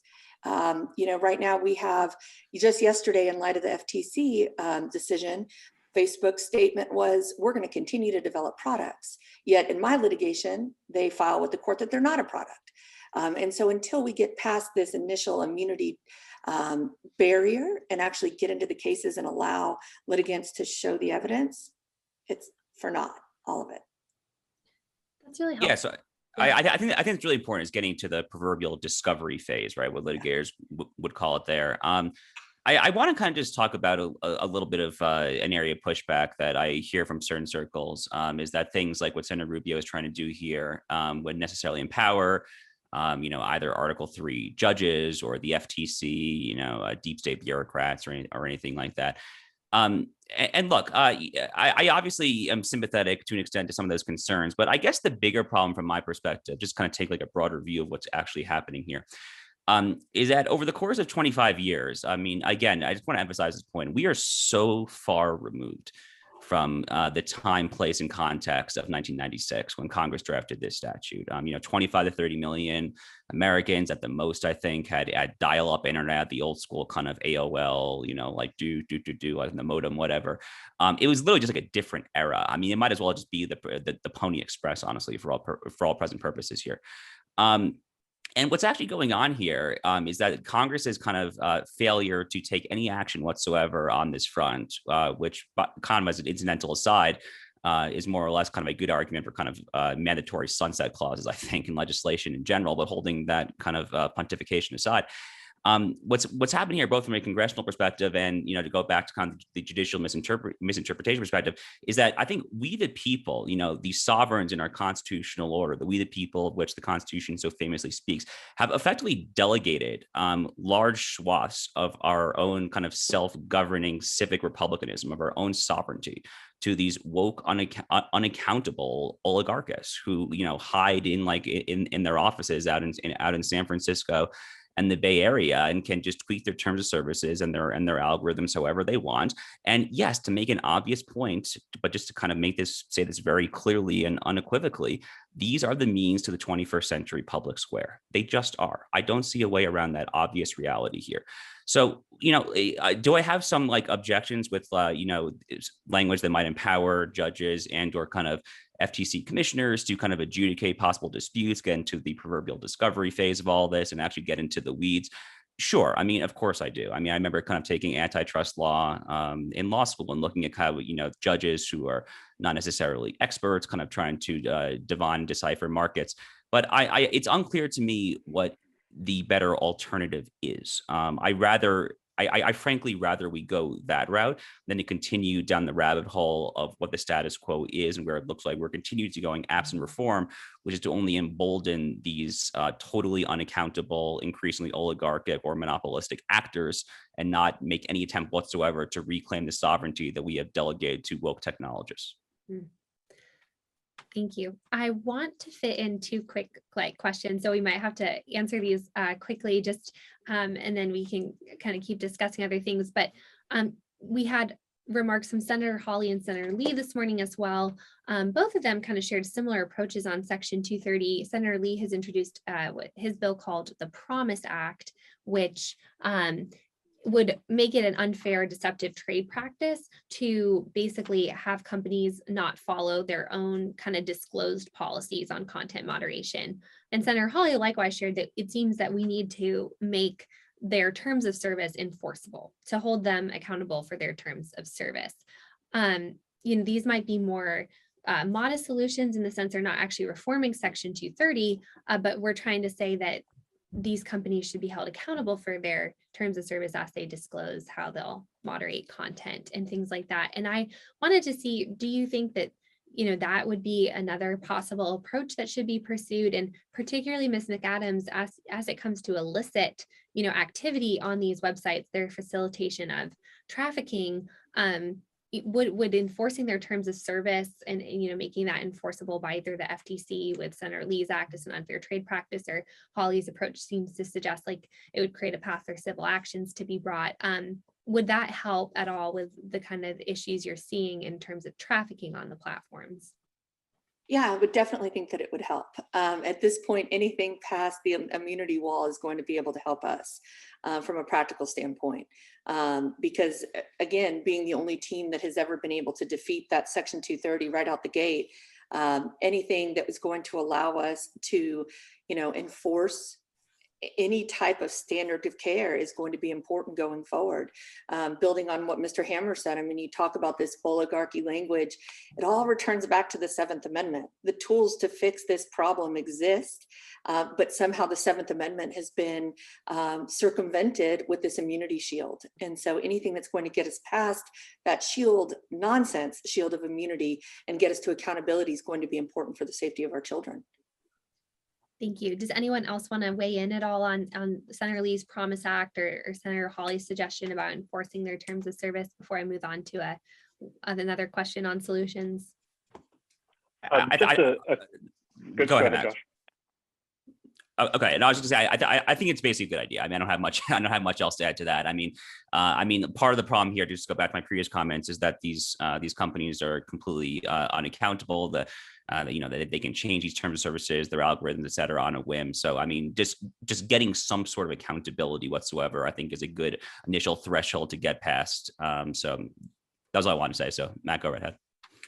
I was just going to add that I think there's a potential risk that it results in less speech online if companies have to think more and more about a lack of flexibility in their content moderation rules.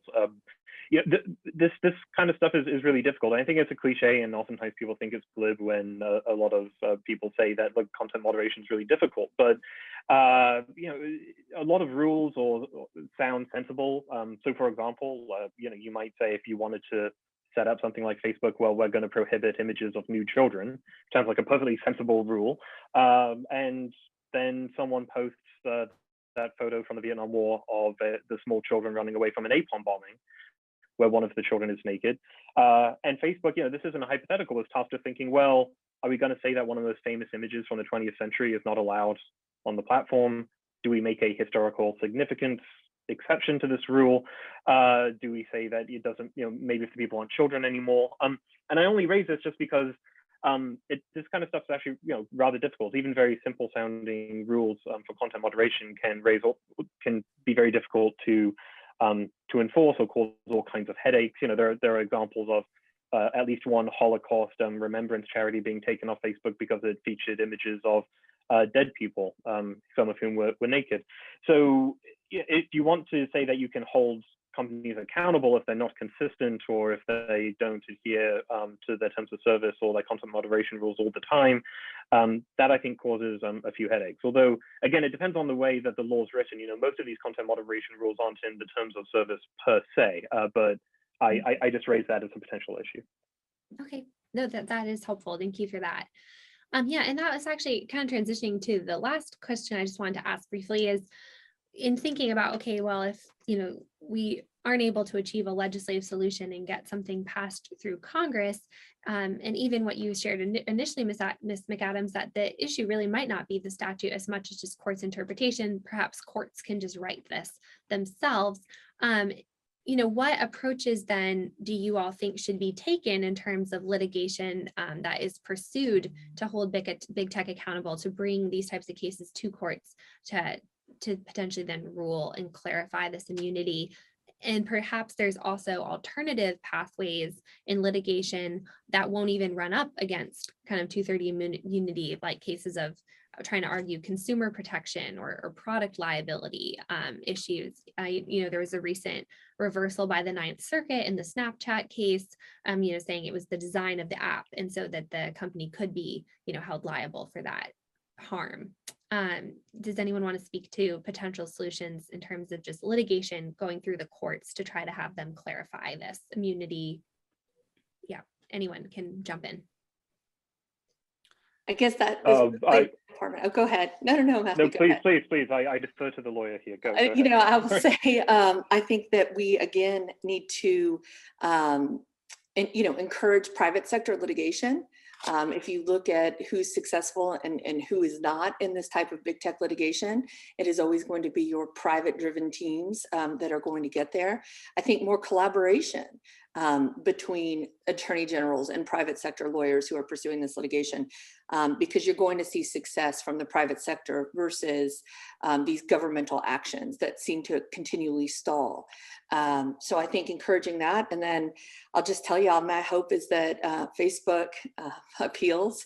I'm already drafting my counter appeal in my brain, and I think it's just getting that right case, getting that test case in front of the U.S. Supreme Court, so that we can get the clarity we need.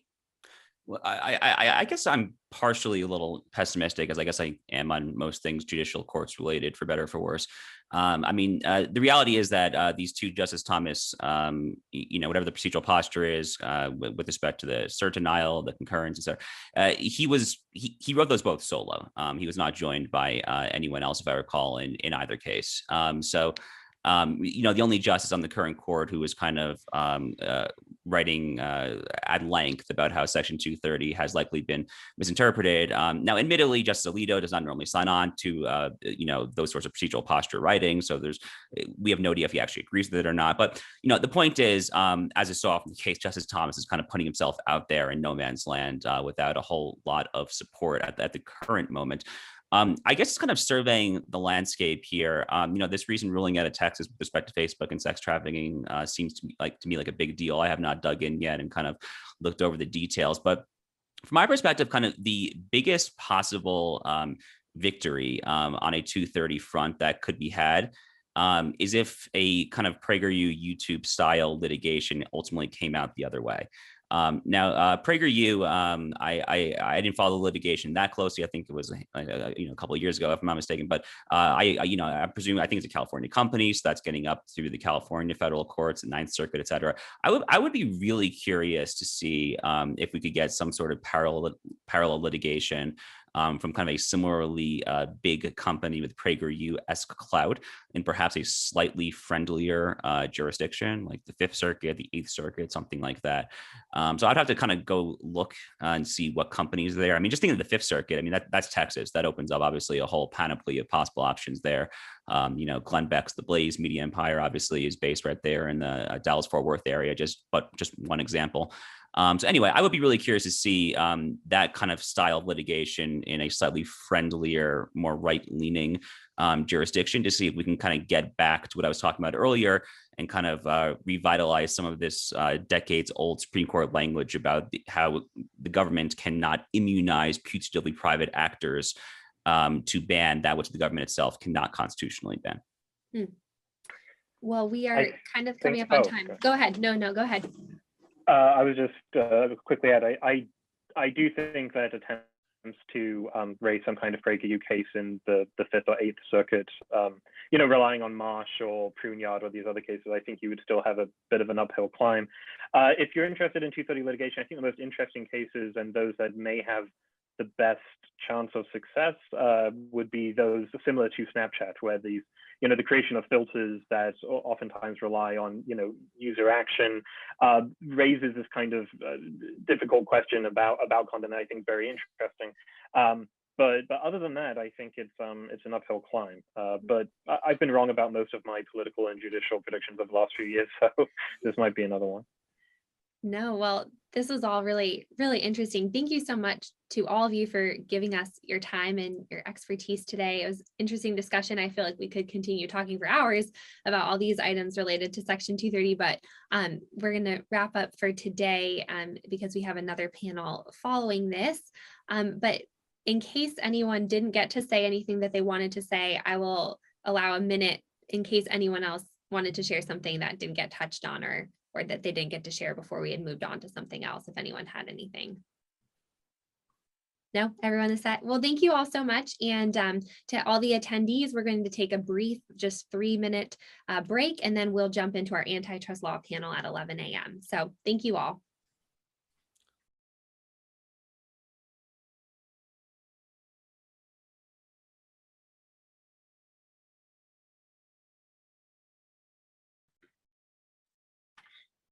Hello, and if you're just joining us, I'm Clare Morell. I am leading up the Big Tech project at the Ethics and Public Policy Center, and we are going to kick off our second panel this morning, which is going to focus on antitrust law as it relates to Big Tech.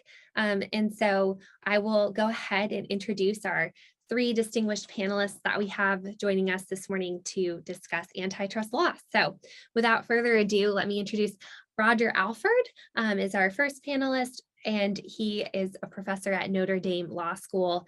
He joined the faculty there in January of 2012, and Professor Alford teaches and writes in a wide range of subject matter areas, including international trade, international arbitration, international antitrust, and comparative law.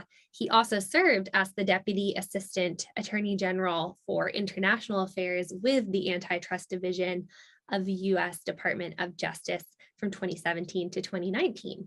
And before entering the legal academy, he served as a law clerk to Judge James Buckley of the United States Court of Appeals for the DC Circuit and Judge Richard Allison of the Iran United States Claims Tribunal in The Hague, Netherlands. In addition to publishing widely and leading law reviews and journal, Professor Alford is the general editor of Kluwer Arbitration blog and on the executive committee of the Institute for Transnational Arbitration. And he earned his BA with honors from Baylor and his JD with honors from New York University. Our next panelist is Dr. Mark Jamieson, and he is the director and Gerald Gunter Professor of the Public Utility Research Center and director of the Digital Markets Initiative at the University of Florida. And he provides research and international training on business and government policy, focusing primarily on information technology, antitrust technology development and adoption and regulation. He's also currently a visiting scholar with the American Enterprise Institute. And prior to joining the University of Florida, Dr. Jamieson was a manager of regulatory policy at Sprint and head of research for the Iowa Utilities Board and a communications economist for the Kansas Corporation Commission. And he received his PhD in economics from the University of Florida and a Master of Science in Agricultural Economics from Kansas State University. And our third and final panelist this morning is John Newman, who's a professor at the University of Miami School of Law and an affiliate fellow with the Thurman Arnold Project at Yale, and a member of the advisory boards of the Institute for Consumer Antitrust Studies and the American Antitrust Institute. He also regularly consults with private sector clients on a variety of antitrust-related matters. And Professor Newman's research, which has appeared in the University of Pennsylvania Law Review, Vanderbilt Law Review, George Washington Law Review, and other leading journals, focuses primarily on antitrust issues involving digital markets. And he's credited with coining the term zero price markets. And his scholarship in zero price markets has been cited by regulators and legislative bodies around the world. And before joining academia, Professor Newman was also an honors program trial attorney in the U.S. Department of Justice Antitrust Division. And so without further ado, I would love to just ask if someone would like to just give a brief statement of what antitrust law is for those who are tuning in who might not be as steeped in antitrust law and its general kind of purpose. Why do we have antitrust law? Kind of what is it? If anyone wants to just volunteer to give a brief summary before I have some further questions about your opinions on how it relates to big tech.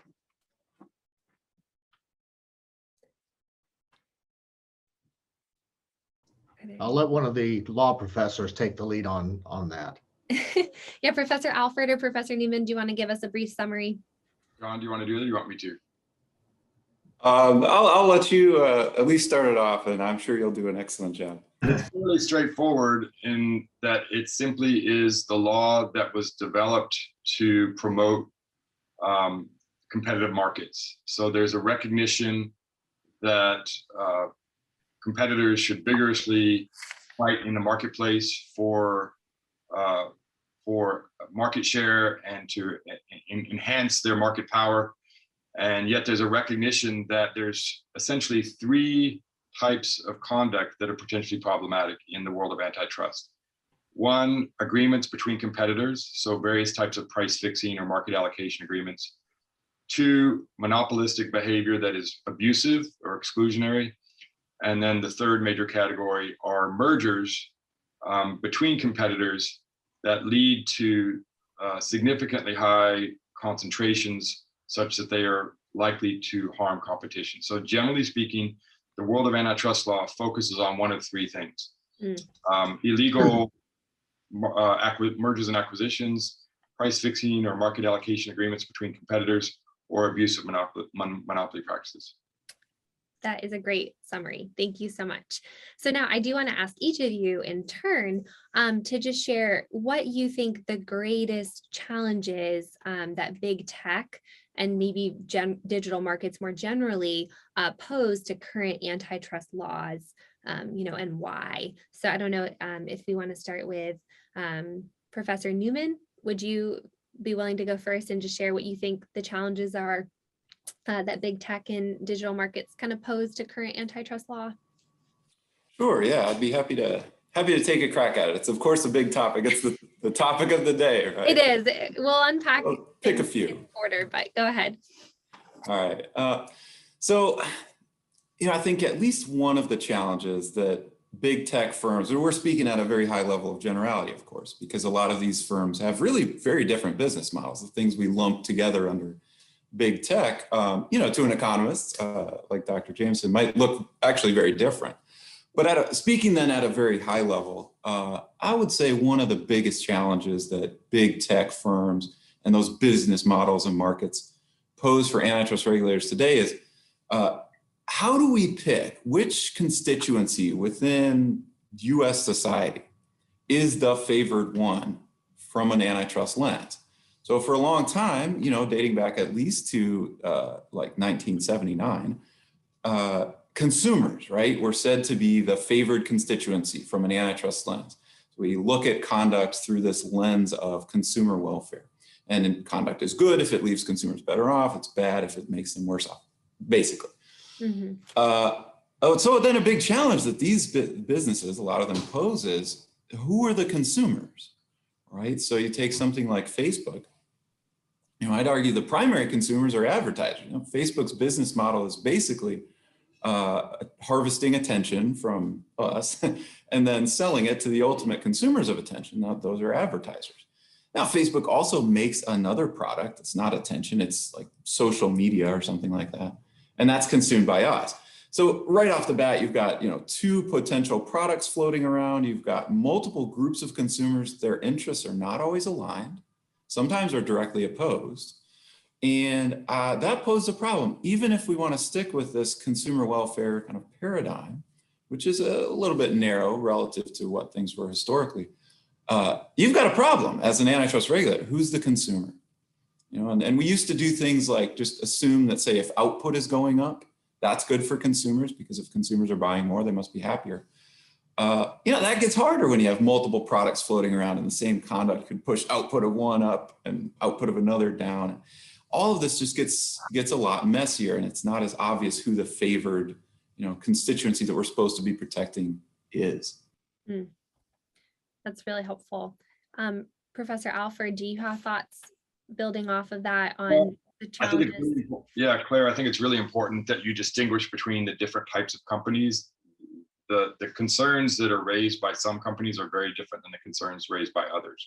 Right. So take Amazon, for example. Probably the biggest concern about Amazon is that they are the platform for third-party marketplaces, third-party vendors that provide services and goods on the marketplace, and yet they also compete directly with those third-party vendors. And unlike other analogs in the brick and mortar world, they have just enormous data about how those third-party companies are doing, and they can see which ones are going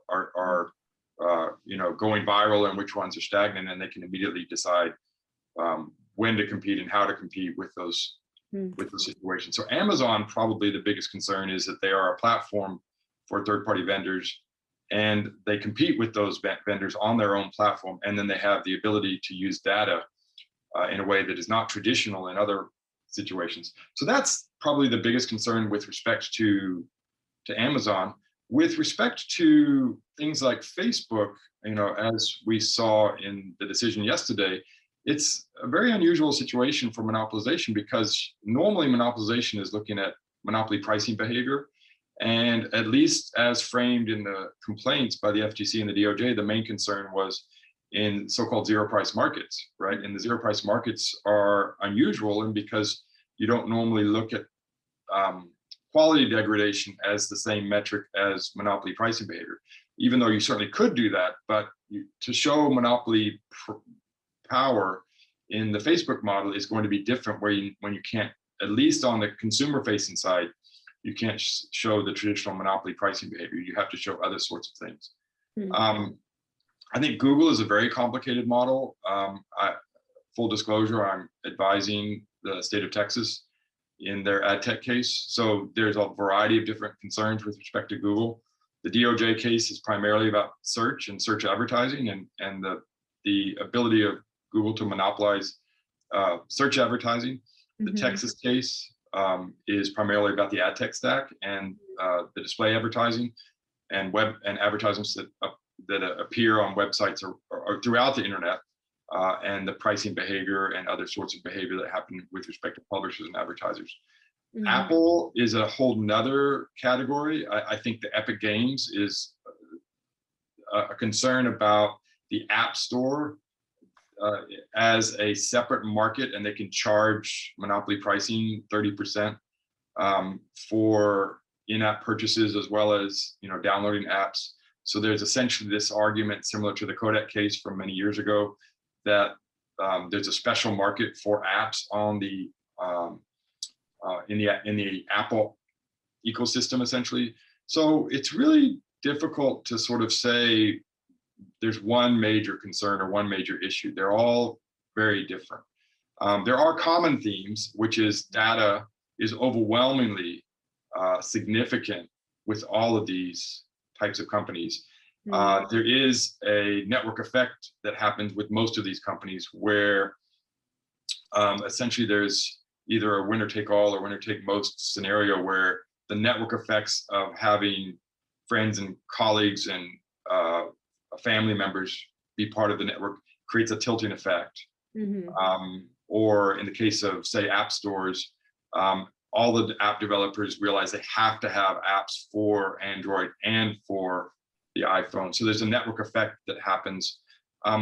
So there are many aspects, I think, that are different about this. And probably the biggest concern is simply the overwhelming amount of power that these companies have. That would be the overwhelming issue, I think, that unites Republicans and Democrats. No, that's very helpful. And I think you're right in distinguishing the kind of, there's distinct issues, there might be common themes, but it's helpful for you to kind of clarify some of those distinct kind of issues related to big tech with antitrust. Dr. Jameson, I want you to have a turn to answer this question, and then I'll jump into my next question. Sure, thank you very much. So I'll take a little bit different perspective on it. I don't think we have necessarily problems with the antitrust laws. It's more the mechanisms we use to try and to enforce them that I think we have challenges with now. It doesn't bother me that there are multiple customers groups for these companies. We've been through that before. We know how to either say these customers are more important than those, or to say they're all equal and simply add up how they're affected. And then the network effects aren't necessarily new to us either. We can look at those from multi-market perspective, or look at, just like it did with Microsoft, that this group of customers leverages what a company can do with another set. I think we can deal with all those. I think the two main challenges we have are how fast these markets move, and then also how all of these companies that people are worried about are actually managing ecosystems. And that is different for us. We've seen some of those things before, but this is different. The way that we try to enforce antitrust today is we first try to identify what is a market, And then we look to see if there is power in that market. Someone is able to behave without paying much attention to customers and rivals. Those defining what that market is requires historical data. And you have to have a few years worth. But in today's world, by time you've gathered that data and analyzed it, markets have moved on. And so we don't have that historical system, that historical approach to be able to identify the markets and actually measure if there's power within them. And then with respect to the systems, what we see are that Facebook has an ecosystem within which a lot of people operate. Google does as well. Amazon does as well. Apple does as well. So this is now companies managing systems. And so we have competition between the systems as opposed to necessarily competition between different products. The product competition still occurs, but it's the system that really matters.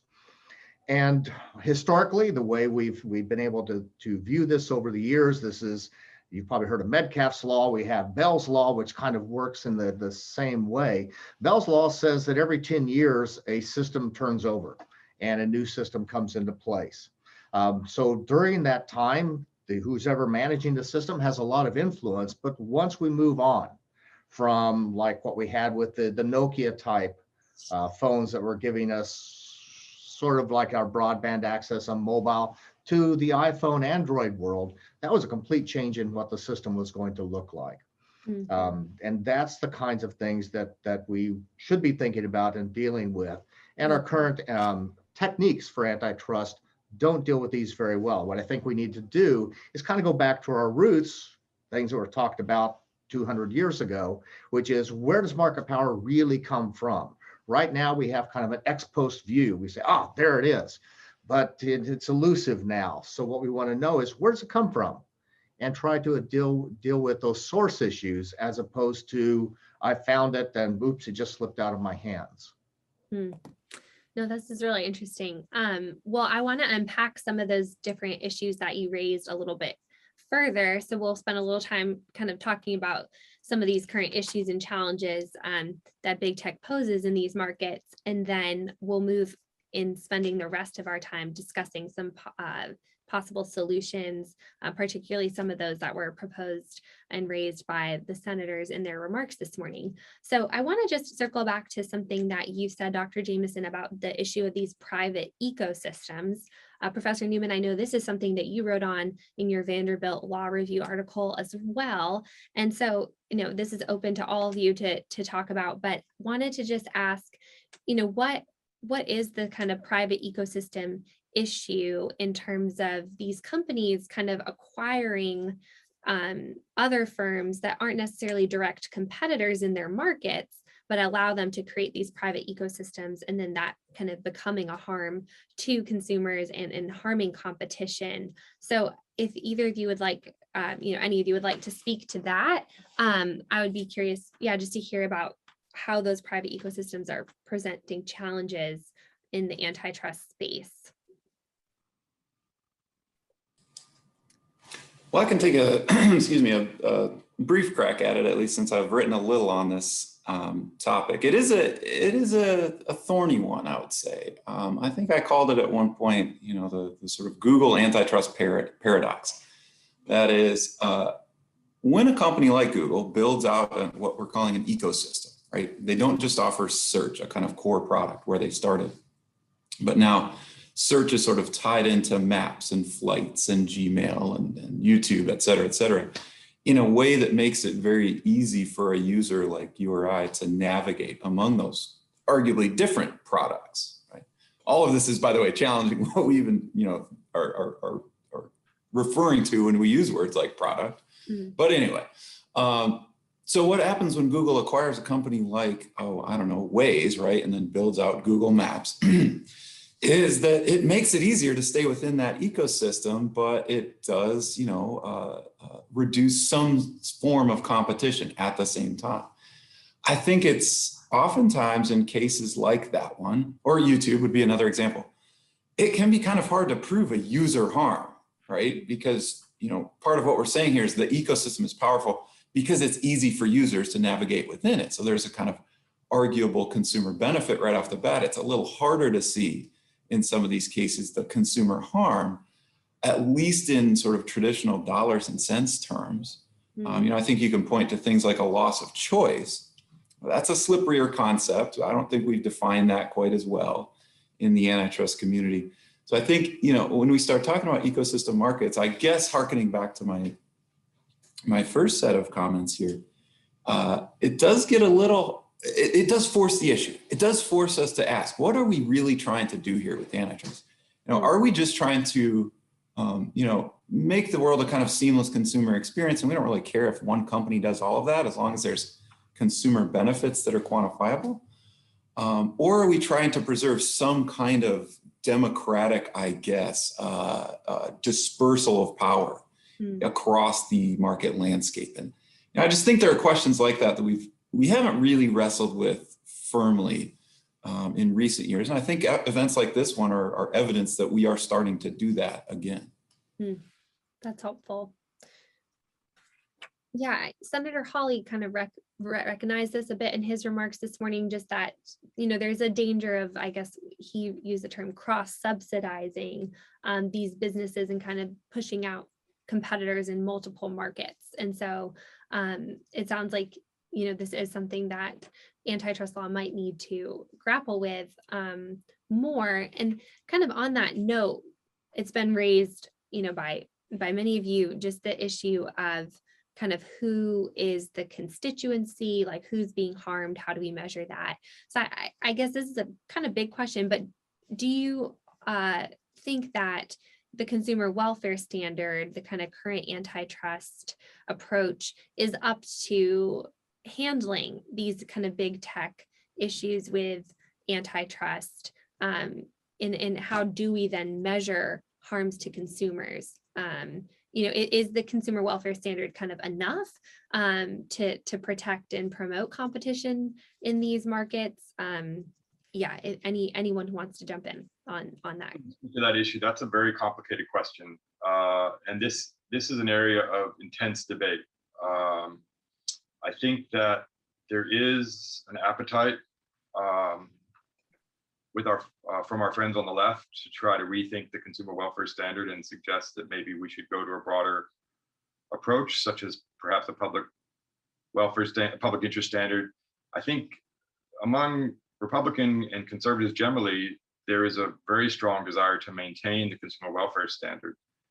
And then the only question is, how do you define the consumer welfare standard when you have not only price concerns, but also quality concerns or other sorts of concerns that are not easily captured by traditional economic measurements? And so we have a situation, I think, in these markets where there are both price concerns and quality concerns that are part of the consumer welfare standard. And so I think, for example, privacy could well be part of the consumer welfare standard. It's simply a quality experience that consumers care about. And there's no reason to say that the consumer welfare standard is incapable of addressing privacy concerns. You simply have to frame it from the perspective of not only price, but also quality. The difficulty is when you're trying to balance pro-competitive and anti-competitive measurements, and they're incommensurate, right? Economists really struggle. They very openly struggle with how to measure the harm to quality from something like privacy, which obviously each individual consumer has a slightly different view about protecting privacy. And then how do you counterbalance that with economic analysis of pricing behavior? So I think I would generally say that the courts and most experts on the right are going to continue to maintain a consumer welfare standard. But it is definitely up for debate about whether or not there should be a broader standard. Mm-hmm. No, that's helpful. And yeah, go ahead, Dr. Jameson. Yeah, if I could just add to it, I think Roger is exactly right, that there is a vigorous debate over what's really our standard here. Is the economy really about consumers, or is it about dividing up the economic rents among whoever is filing court cases? And he's right that there's a lot of people more on the left side of things that would really like to do away with the kind of rigorous analyses that we've had before and just kind of have some rules of thumb, if you will, that if a company is really successful, there's got to be something bad going on. So let's try to deal with the company. Mm-hmm. You mentioned earlier about the cross-subsidization going on. And I don't think antitrust has dealt very well with ideas of cross-subsidization. We tend to be very loose with that kind of language. We're very loose with words like privacy. My colleague at the American Enterprise Institute, Jim Harper, has written a whole book about this, that it's just this potpourri of ideas. And that's why Roger's exactly right. It's really hard to measure because everybody means something different by it. Mm-hmm.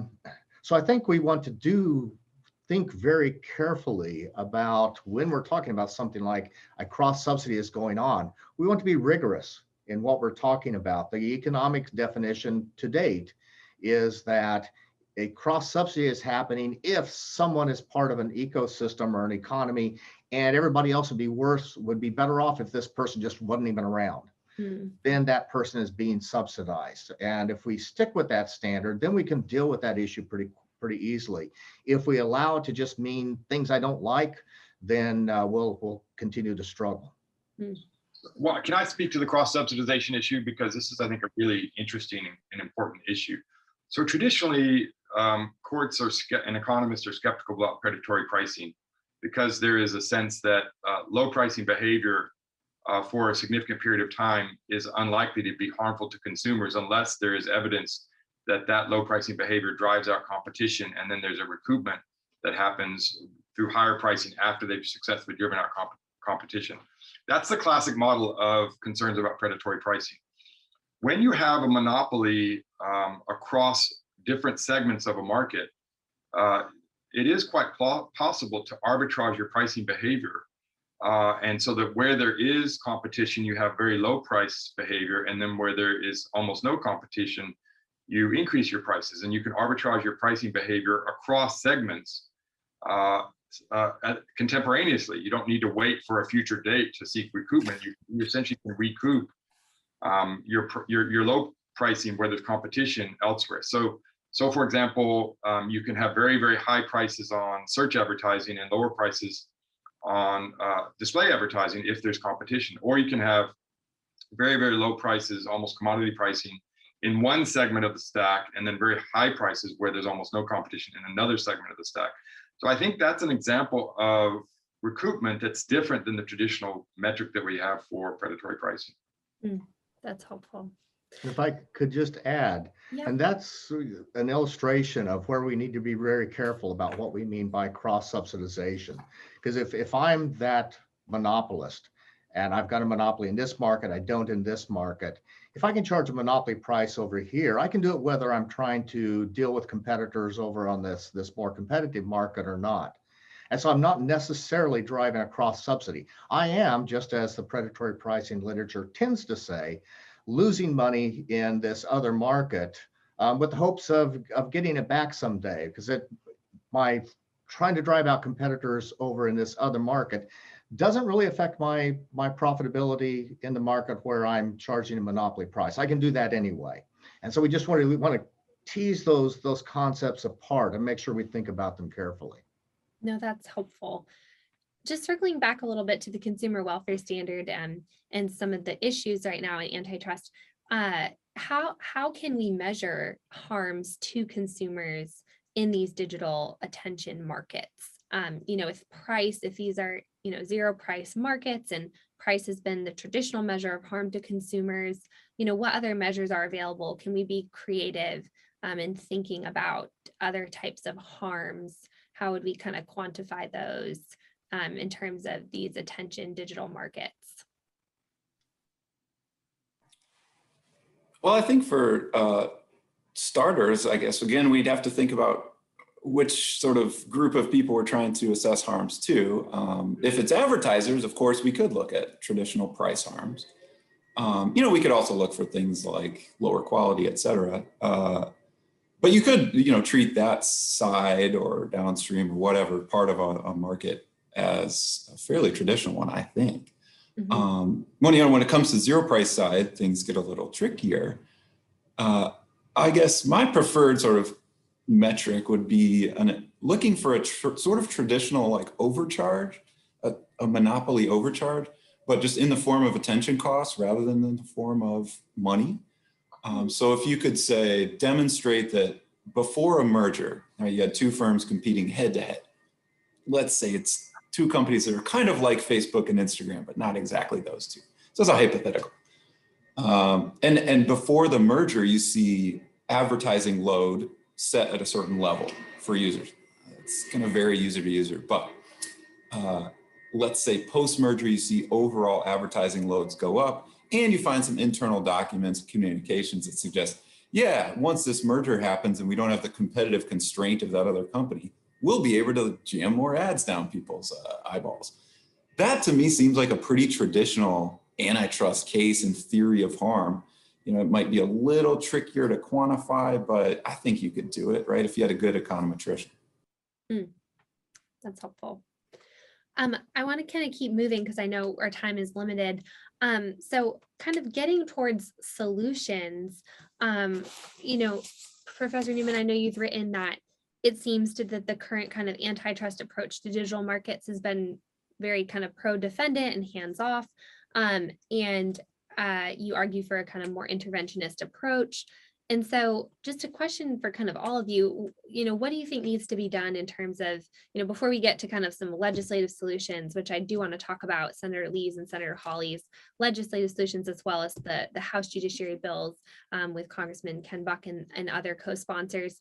But I want to first ask, before we get to legislation, what do you all think could be done better in terms of antitrust enforcement, the way our laws are today as it comes to these digital markets? Is a more interventionist approach needed, and what would it take to increase that enforcement? I can speak to that issue, putting aside for the moment legislative proposals. I think that there should be more vigorous enforcement. I think there should be more funding available. The budgets for the FTC and the DOJ were flat for several years, even decades, and they were not even adjusted to the CPI. So you could definitely say that budget increases for more vigorous enforcement for the DOJ, for the FTC, for the state AGs, all of those things would be welcome, I think, and helpful. State AGs, there's very few states that actually have large antitrust departments. Most of them have one or two antitrust lawyers, and no economists. And so more significant funding by state legislatures or perhaps by the federal government for state AGs would be welcome. I also think that the attitude of enforcers should be slightly different. I think there's a general sense of we should only bring cases that we're quite confident that we're going to win. Whereas I think the attitude should be we should take cases that have genuine concerns about the competitive markets, but we know that it might be difficult to succeed on those. So there should be, I think, a change in mindset that we should not view losing a case as a failure, but rather we should view the need to bring more cases as a point of trying to tell the market that we're very concerned. I also think on mergers that there is an increased interest in more vigorous enforcement on mergers. I can think of, for example, nascent competition. Everyone talks about Instagram as the example of it was quite clear that it was purchased right before they became a full-blown competitor so that they could get through the merger process. And that's an example, I think, of nascent competition being perhaps in need of more vigorous enforcement. So I would say the most obvious solution is more enforcement powers and also more vigorous enforcement by the federal and state AGs. No, that's really helpful. Anyone else? I would say if I could offer just one thought, again, this is like all of these, a really rich question, but maybe just one thought is, I think to some extent, regulators back themselves into a corner over time by endorsing, particularly in the horizontal merger guidelines that they issued jointly, this is the US FTC and DOJ, Antitrust Division, by endorsing increasingly kind of hyper-technical approaches to legal questions like how do you define a market, right? And this gets back a little bit to some of the things that Dr. Jameson was discussing earlier.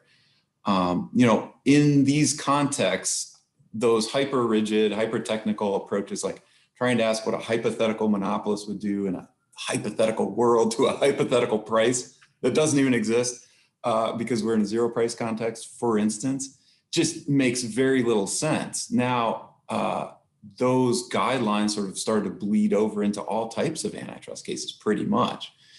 And so I think part of regulators' job now is to sort of educate courts on when those approaches might make sense and when they don't. Mm-hmm. And I think you're seeing things like this FTC v. Facebook case kind of running into that question of market definition and running aground a little bit.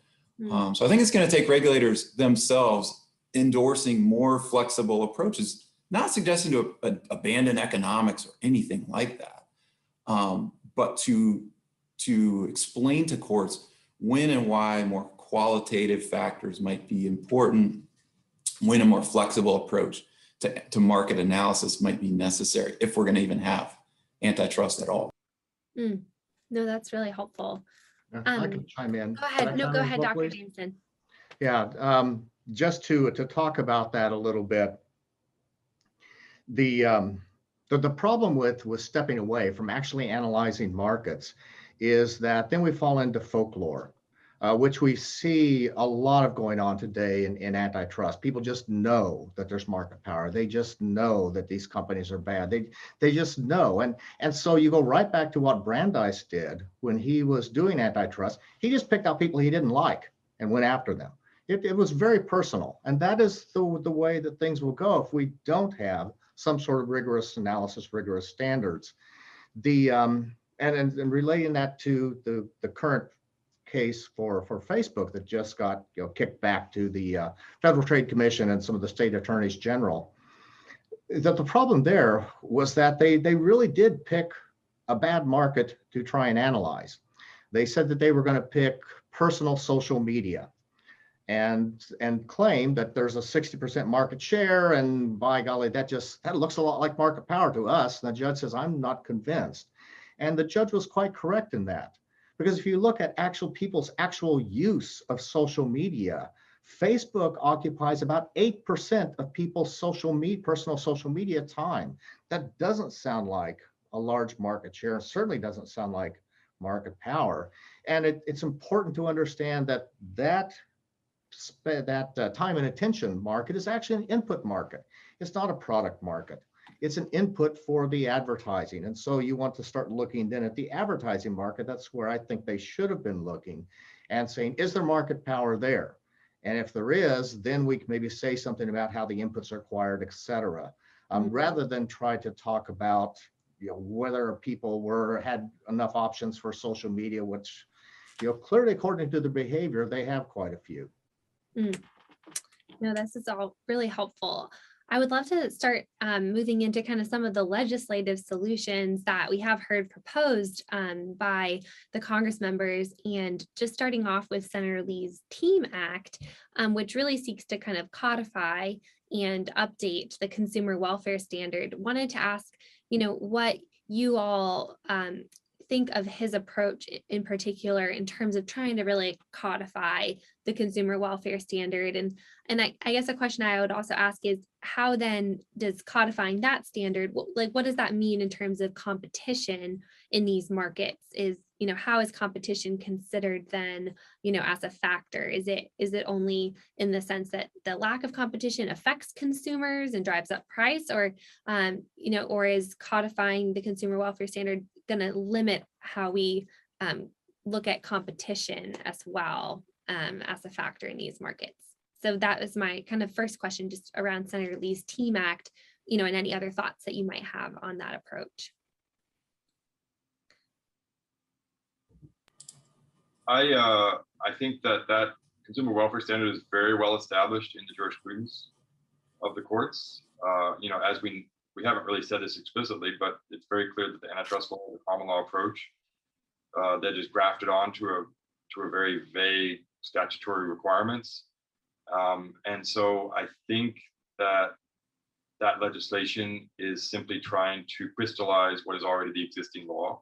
Mm-hmm. So to that extent, it doesn't really change the status quo at all. I think what it might do is try to anticipate efforts to modify the consumer welfare standard through the courts. And so I think that if it were to pass, it would simply, I think, maintain the status quo with respect to the consumer welfare standard. That's my impression. Mm-hmm. I'm curious if John or Mark have different views about that. One part of it that really piqued my attention or my interest, and that I strongly agree with, that Senator Lee mentioned this morning, was the idea of requiring defendants in antitrust cases, and here I think we're talking about rule of reason cases, not garden variety price fixing cartels, to actually quantify and actually offer actual evidence, real world evidence of their claimed efficiencies. Right. So the way that most antitrust litigation works these days is the plaintiff bears the initial burden, and they have to come forward with actual evidence that tends to prove that the conduct at issue was harmful. And then the burden shifts to the defendant. Mm. And recently, although you can trace this back a little ways, but most recently in the Supreme Court's 2018 Ohio v. American Express decision, a majority of the court suggested a defendant can carry its burden not with actual proof, but by just asserting efficiencies, basically just saying there's some nice explanation out there that might make sense of our conduct. And that's, I think, wrong-headed for all kinds of reasons. So the idea that this TEAM Act would require defendants, instead of just saying something like, ooh, free riding, to require them to actually come forward with some evidence. They're in the best position to do that since it's their conduct that's at issue. I think that makes a lot of good sense to me. And I think other parts of the act, abolishing the FTC Act, disagree with pretty vigorously, but that one in particular strikes me as very right and justified. That's helpful. Yeah, and I think other parts of the TEAM Act, I didn't mention this in my initial question, but just we're trying to really clarify some of the types of evidence that are required or at issue in these antitrust cases. And I know another part of it would require that courts do find conduct anti-competitive if there is direct evidence. And so I don't know if either of you or any of you want to speak to that kind of standard that the act tries to impose. If there is direct evidence that a merger acquisition was taken as to clearly limit competition, like the CEO of this company said it in their own words, and we have that email, that the court would need to then find that conduct is anti-competitive. Do any of you have thoughts on kind of that new standard that the act would create in terms of that type of evidence? I can chime in first on this one. So I apologize, I've not read that specific bill. I'm a little skeptical of gathering CEOs and et cetera's emails and memos and such, and using those as evidence. I've worked in a corporation before. There's a lot of hubris in corporations. There's a lot of arguments that in a context people are trying to make to sound persuasive. They say all kinds of things. One of my favorite characterizations of our corporate strategy people is they were the only people I'd ever met that sitting in a chair, they're still swaggering and strutting.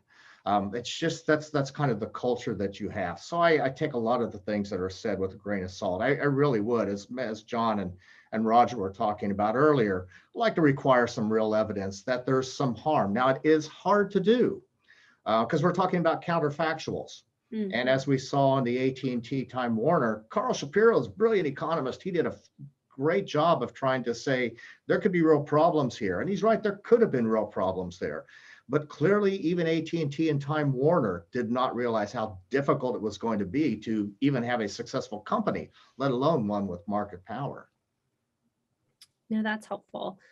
I want to touch on a couple of the House bills. So I don't know how much you have been following that. There were 6 different antitrust bills that passed out of the House Judiciary Committee last week. And we heard from Congressman Buck this morning, who's a co-sponsor of those particular bills. And just, if you've followed along, if you have, first of all, if you have any general thoughts on some of these bills, but also I just wanted to kind of highlight a lot of them seem to be focusing on trying to prohibit dominant firms from giving their own products or services advantages over competitors or disadvantaging the products of others on their platform. And, Senator Lee's TEAM Act also does this, trying to prohibit basically discrimination in these kind of distribution markets, that someone with a monopoly in a distribution market that also offers a product or service that competes in that market can't engage in discrimination against other competitors or that might be competing with their product. And so, I know that we kind of touched on some of these harms earlier, but do you all have thoughts on those bills' approaches in trying to prevent that type of kind of discrimination and preferencing of their own products, disadvantaging others, and if these bills are going to correctly kind of address some of those concerns? Well, it's important to emphasize that those bills are limited very, very narrowly to the largest of the big tech companies. So it doesn't cover the vast, vast majority of companies that might engage in sort of discriminatory practices. And I think it's a recognition. The reason I think they do that is because they recognize that the power of those companies are of greater concern than the typical competitor. So in that context, I think the price discrimination concerns are legitimate. Or other sorts of discriminatory practices are legitimate. That there is in fact this ability that they have to bring everyone to their platform and then to act in a way that discriminates against other actors on their platform and then use the data to advantage themselves. And so I would suspect that the discriminatory practices that are concerned in those House bills could get some real traction. It's very similar to the French authorities' settlement with Google earlier this month. If you look at what the settlement was about, it essentially is concerns about discriminatory practices in which Google always self-preferences within the ad tech stack. So I think that particular legislation could get traction because it's targeted to the largest companies. That's helpful. I think too, if I could add just a word on that it's important to remember, and I feel like it sometimes gets lost in the Twitter debates that happen on these things, that that particular piece of legislation also does include an opportunity for these companies to come forward with good explanations for their discrimination, right? It's not a hard and fast ban of all self-preferencing. So you're not going to see, iPhones come with no apps anymore. They're not going to be just little bricks that you get at the Apple store. So, I think some of the sky is falling mentality that you see among certain commentators is probably unjustified. I think there's still a chance for companies to, if they're doing these things for good reasons, to explain why. And I think that's a fair point, that there can be very good reasons for just looking like you're discriminating against your rivals, and probably actually are.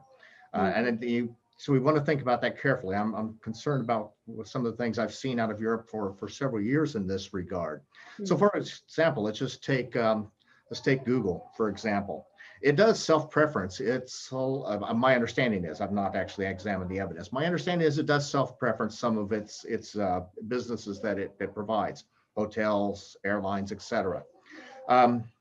If the profitability of doing that incentivizes Google to drive more customers to its search engine, that actually can be very good for the customers, because then it really wants to make that search engine good. It has to make that search engine even better to actually get the customers there, which may or may not help the rivals, but certainly does end up helping the customer. So that's the kind of thing you want to analyze. Not all discrimination is bad. It actually can be quite beneficial in the end.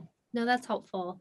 I want to ask you briefly about kind of some legislative approaches around mergers and acquisitions. So Senator Hawley's bill really tries to basically place a cap that you're over 100 billion as a company, then you're banned from any type of merger. And also seeks to kind of break up some different lines of businesses that these companies may have already acquired. And I think in general, it seems that his approach is moving away a little bit from the traditional consumer welfare standard. It seems to be, he's reached a point of basically saying big is just bad. And, even if that means that consumers may have benefits from some of these mergers, that at a certain point you're just too big and it's harmful. And so we talked a lot about the economics, and I'm wondering, is there ever, in any of your minds, a place in antitrust law where at a certain point we say, it's not just economics, there might be legitimate political concerns for our country, for our democracy, for our society, where companies have just gotten too big and have too much power and control over our society, whether or not you can prove all the kind of economic harms to consumers. So that's a bigger philosophical question, but then also specifically, wanted to hear what you would think then of Senator Hawley's bill, really trying to break these businesses up, prevent any kind of acquisitions for companies over 100 billion. What you think of his approach? With respect to prohibitions on acquisitions, I think rather than using a market cap number, I think it's better to use a market share number. I think that market cap numbers have the potential to be arbitrary. For example, Amazon acquisition of Whole Foods could very arguably be pro-competitive because prior to that, there was not a robust, effective distribution mechanism for food delivery, right? And so you could say that Amazon's ability to deliver and leverage its distribution channels in the food market could actually be pro-competitive, and they're in clearly separate markets. That's an example where I don't think this pure market cap makes the most sense. I think the other option is once you have a certain I think this is a Klobuchar bill. Once you have a certain market share, then there may be limitations that should be imposed on your ability to acquire either nascent or actual competitors. That to me comes closer to what is the heart of the concern. That's interesting. Anyone else have any? Just without weighing in on whether that particular proposal is good or not, I guess I would say, and I think the traditional concern here, of course, is that if we prevent these tie-ups, that we'll lose out on all these wonderful efficiencies that come from combining companies, right? For some time in antitrust history, the general thought was that big is bad. For another period of time in antitrust history, the general thought among a lot of people is that big is good, right? That's a gross overgeneralization, of course. But if you look at, speaking of the economics, if you look at the actual industrial organization, even more the management strategic literature that's out there, it really doesn't back up that story that mergers generally yield efficiencies, right? People have looked hard for mergers that actually yield efficiencies across various sectors. And the general consensus seems to be that mergers on average, again, generally speaking here, don't yield recognizable efficiencies.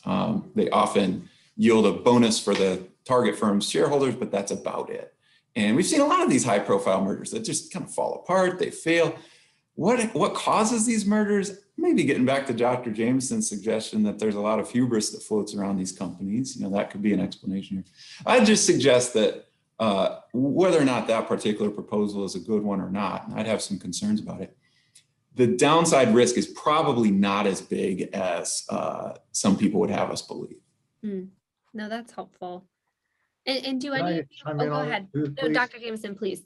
Sure. So the idea that we should take down the size of firms because they may control the country, it's not new. Actually, that was one of the drivers between how Judge Harold Green thought about the AT&T breakup. And I'm skeptical that is actually a good application of antitrust. Clearly, the content companies, the social media companies can influence dialogue, and they certainly believe they can influence dialogue in the country. We can see that in the actions that they take. That, I think, is a separate issue from antitrust. That we want to take care of Section 230 may be a place to take care of it. Thinking in some dimensions of common carrier may be a place to take care of it. I'm skeptical of using antitrust for it. And as John was implying, mergers and acquisitions happen for a lot of reasons. He's right that it's pretty rare for shareholders to benefit from these. Management tends to benefit, but shareholders tend to not so much. So I don't worry a lot about mergers and acquisitions. And one of the things to keep in mind, I think, with respect to those, especially in the tech industry, is a lot of time what you're buying, if you're buying another company, is the people. You're not necessarily buying a product. There's a case, and I've forgotten this name. I recently read the history of artificial intelligence, and there was a few professors put together an AI firm. They thought about going to the big tech companies and saying, here's our idea. Couldn't get much of an audience, didn't really work for a big tech company. So they formed their own firm, fairly little. It lasted for about a year, became worth a few $1 billion, and was bought by one of the tech firms. I don't remember which one.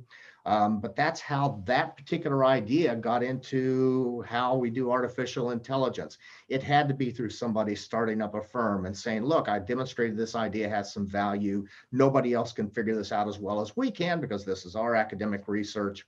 And then that becomes a new addition to how we do AI in this country. So the mergers and acquisitions can be quite diverse. And I think it's problematic to have kind of a broad brush and say they're all going to be bad over some particular threshold. Claire, can I speak to the political power issue? I do think that the one thing that clearly does unite Democrats and Republicans on these big tech companies' power is that they can exercise their power not only in the market, but also in the political sphere as well. And there are examples of that that alarm those on the left, and there's examples of that alarm those on the right.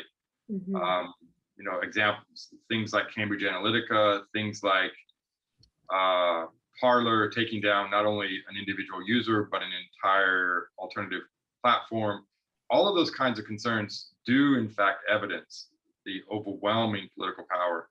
And there's even some suggestions that I think are quite plausible that that certain companies can influence public opinion in the way that they raise or lower the dial with respect to advertisements, political advertisements, and that can actually have a measurable impact on the voting behavior of individuals. There's actually literature and research on that.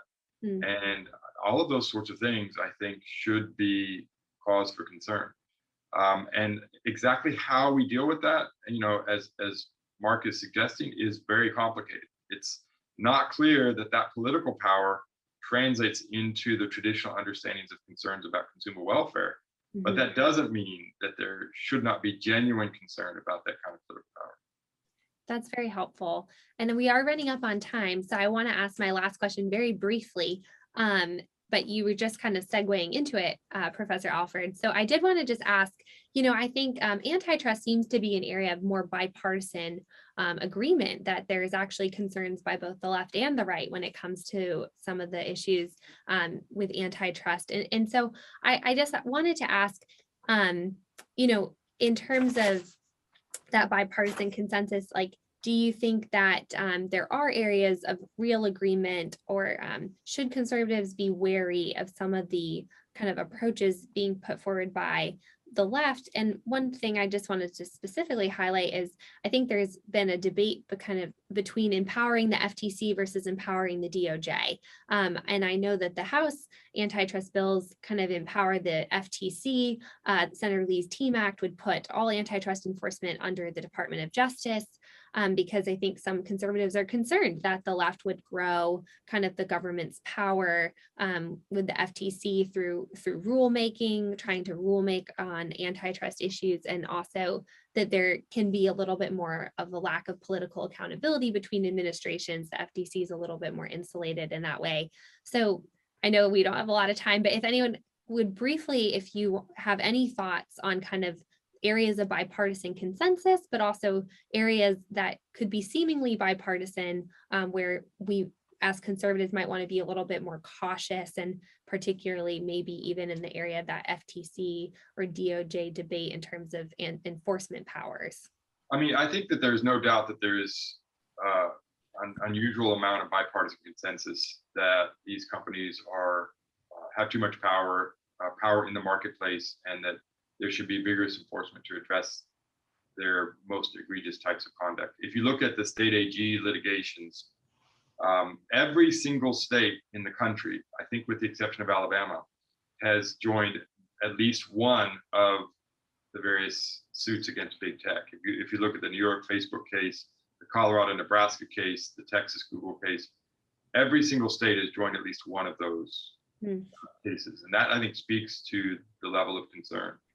I do think that some of the arguments on the left are not going to be accepted by those on the right.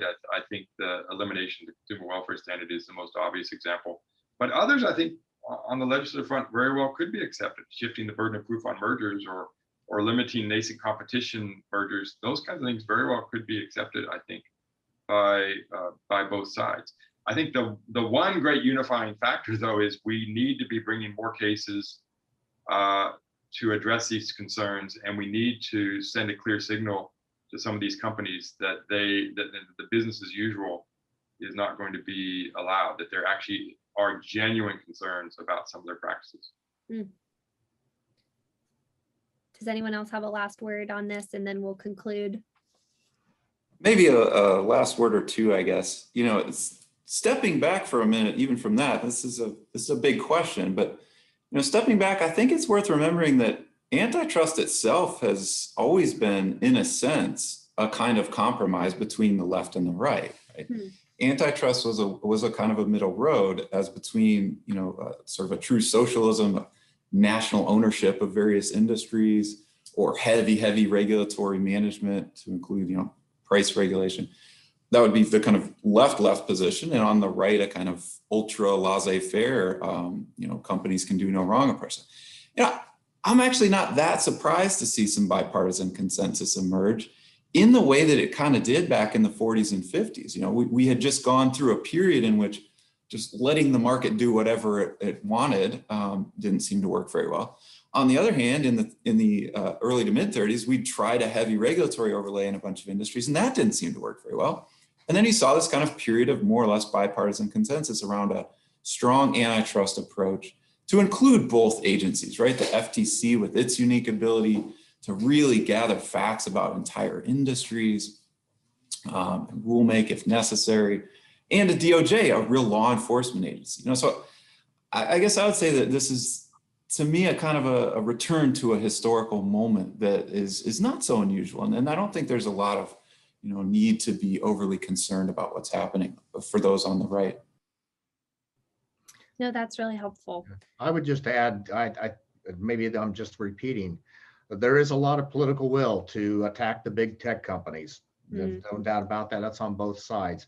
I'm skeptical that either side would improve our laws beyond what they are. I do think the practitioners have a lot of work to do, because the way things work today within these industries are different than what we've experienced before. That's really helpful. I'm so sorry we're at time, but fascinating conversation. Thank you all so much for your time and for sharing your expertise and research in this area with us today. And with that, we'll conclude this panel, and we'll take a brief 2-minute break before resuming our third and final panel on common carrier. So thank you all so much for the conversation. Appreciate it. Thank you.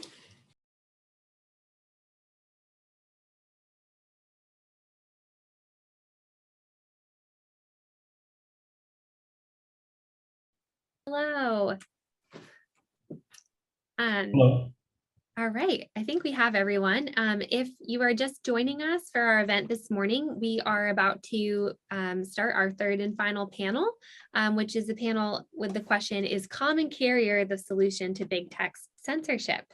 And I will introduce, we have 4 distinguished panelists. I have no control. We have 4 distinguished panelists with us today, and I will go ahead and start introducing them. I think we're waiting to. Can you guys hear me? Yeah, we can. Yes. We can't see you, however. We can't see you though. I think we're trying to pull up your video, Professor Hamburger.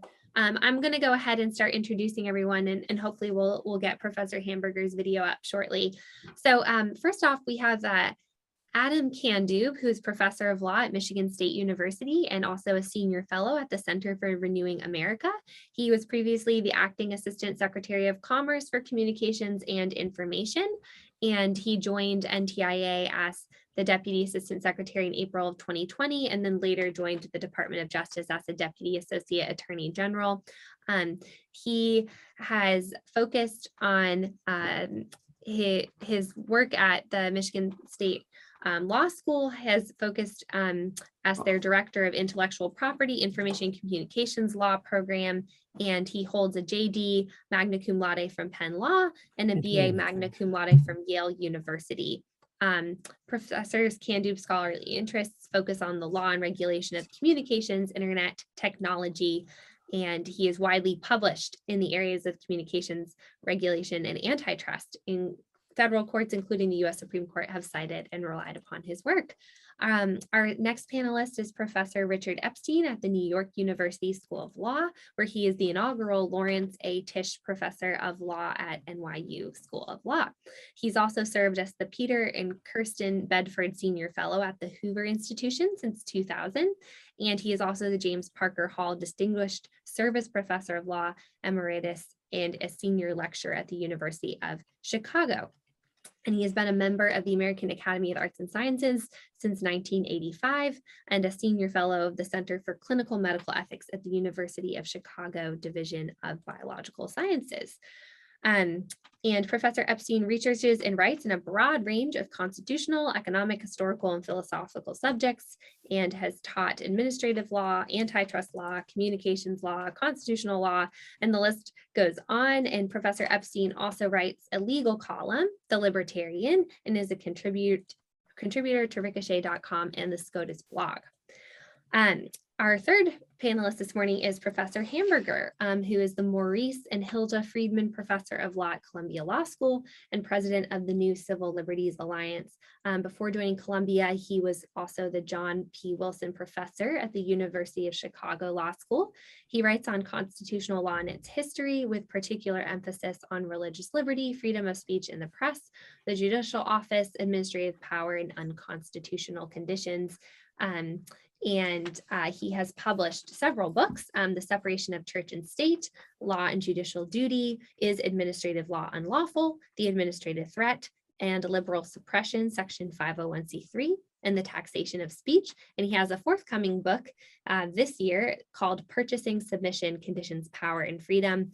He's a member of the American Academy of Arts and Sciences and has also served on the board of directors of the American Society for Legal History. And he has twice received the Sutherland Prize for the most significant contribution to English legal history.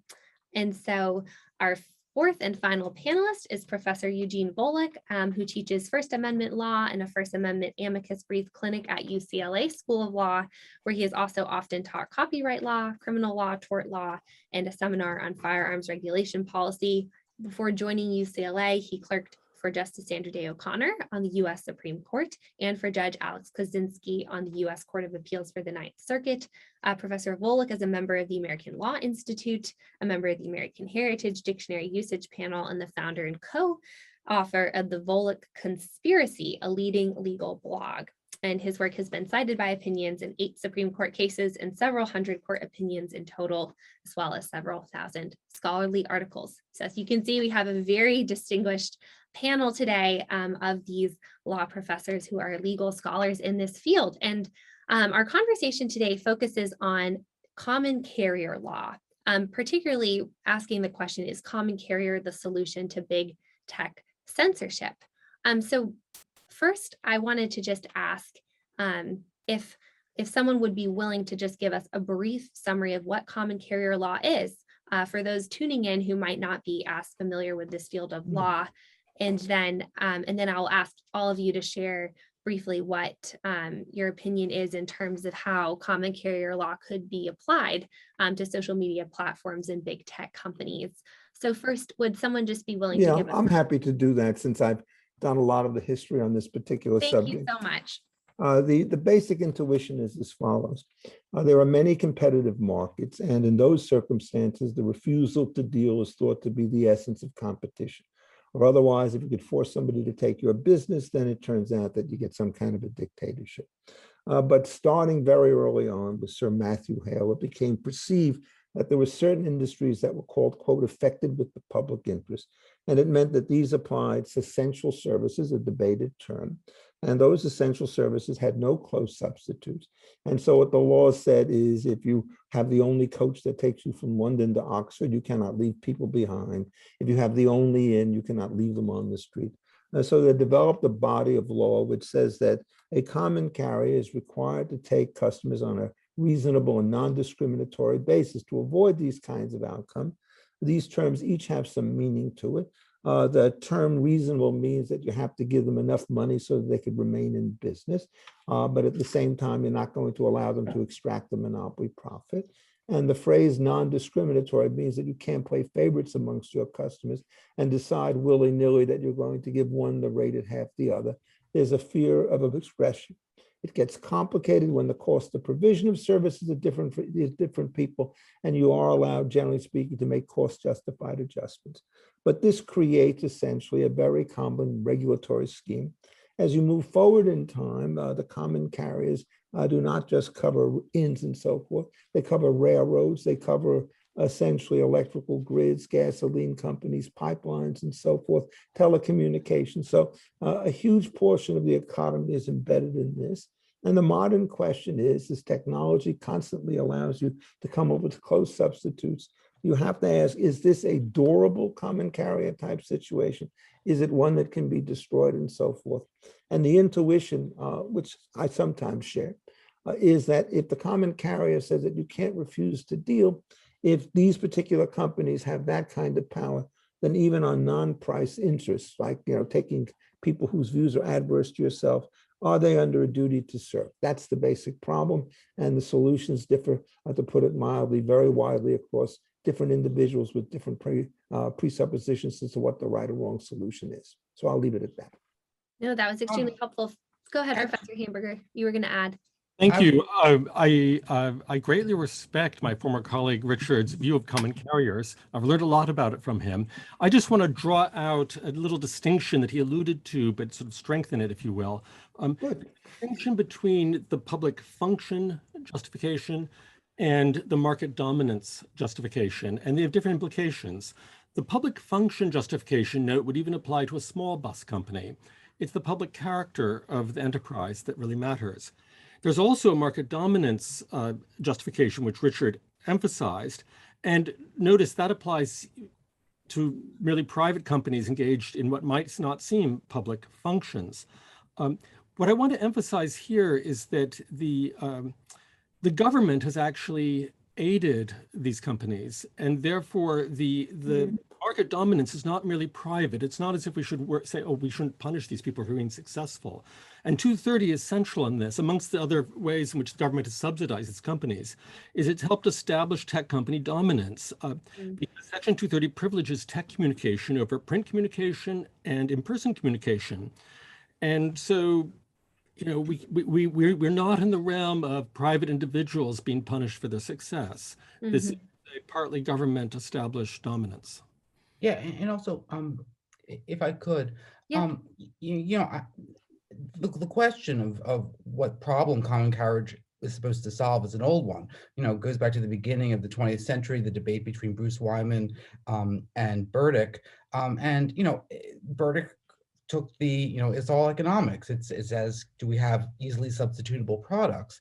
Wyman took the broader view, actually one that, we find in, let's say, the dissent from Justice Harlan in the civil rights case, that common carriage is really about certain types of industries and activities. Harlan said it was public highways, public post offices, turnpikes, places of public amusement, I'm not an historian. I'm not exactly sure what that would refer to in the 19th century, but that you couldn't, as he said, you couldn't really, what does he say? In a public, blacks and whites together in public buildings of whatever race for the purpose of hearing political discussions of the day discussed. And I mean, for better or worse, I mean, this area of the law does have a non-economic aspect to it. And that makes things more difficult. I mean, we like economic regulation because it's precise, because it gives us nice answers. But the historical reality is that common carriage has this other aspect of equal and meaningful social and political participation. Can I just add something a little bit more concrete, very helpful general analysis that was offered? Here's an example, or let me give you examples of things that are common carriers and that are not. Not a common carrier, a newspaper, however dominant in its market, however important it may be. Not a common carrier, a broadcaster. Now, broadcasters have historically been subjected to certain kinds of obligations to carry things they dislike, such as the late and by me unlamented fairness doctrine, also the personal attack rule, rules that are still in place that not quite require them to, but more or less push them towards running candidate ads. So those are not common carriers. What are common carriers? Phone company is a common carrier. That could be a landline monopoly. It could be also the famously competitive cellular phone companies. They're common carriers. The post office is essentially a common carrier. Now, that's run by the government, so that's in part because of the First Amendment. But UPS and FedEx are also common carriers. So a newspaper is entitled to say, we don't want to carry views that we disapprove of. It's contrary to our editorial judgment. What's more, we're providing a service to our customers. We're giving them good ideas, useful, thoughtful ideas, accurate factual accounts. And we're also fighting the problem of information overload, that if we gave them everything, then it would be useless. We're picking and choosing, and we're entitled to do that. A bookstore is kind of like that too. Obviously, a bookstore doesn't pick and choose as much as a newspaper does, because it could have tens of thousands of titles, or maybe even hundreds of thousands for the biggest ones. But they also help fight the problem, especially traditional bricks and mortar bookstores, of information overload. On the other hand, if a phone company says, you know, we're so upset that this phone number on our service is being used, publicly announced as the recruiting number for the KKK, or for Antifa, or for the communists, or for anti-Chinese government protesters, they're not allowed to say we're going to refuse to provide service, because they're a common carrier. Likewise, if UPS and FedEx says, you know, we refuse to deliver packages that we think contain Nazi propaganda or communist propaganda, they can't refuse to carry that. So one question that arises is, where should social media fit within this spectrum? Yeah. Although perhaps a better question, let me just finish one thing with, and I'd love to hear, Richard, what you think, is where do the different functions of social media operate within the spectrum? Might it be, for example, that the hosting function,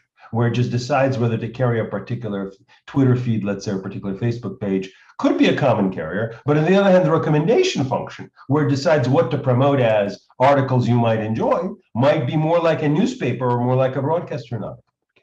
Richard? Yeah, there's also another question here. If you go to the historical situation, times were primitive and alternatives were not only scarce, they were non-existent. And so what you did is you had a long and skinny essential service, which there was no close substitute. As you move forward in time, what happens is you could get UPS and you could get FedEx, you get 3 or 4 telecommunications carriers, you could get various boats and airplanes that go on different routes. And you have to decide, therefore, whether or not the presence of competition allows you to give back to the exclusionary model, or whether the traditional functions still apply. And there's a big debate over that particular situation. In many cases, it really doesn't matter that much, because when you're trying to figure out whether or not you're going to take passengers on a plane, the basic norm is you could throw out the disorderly and the unruly and take everybody else, and nobody really wants to sort of deviate from that equilibrium.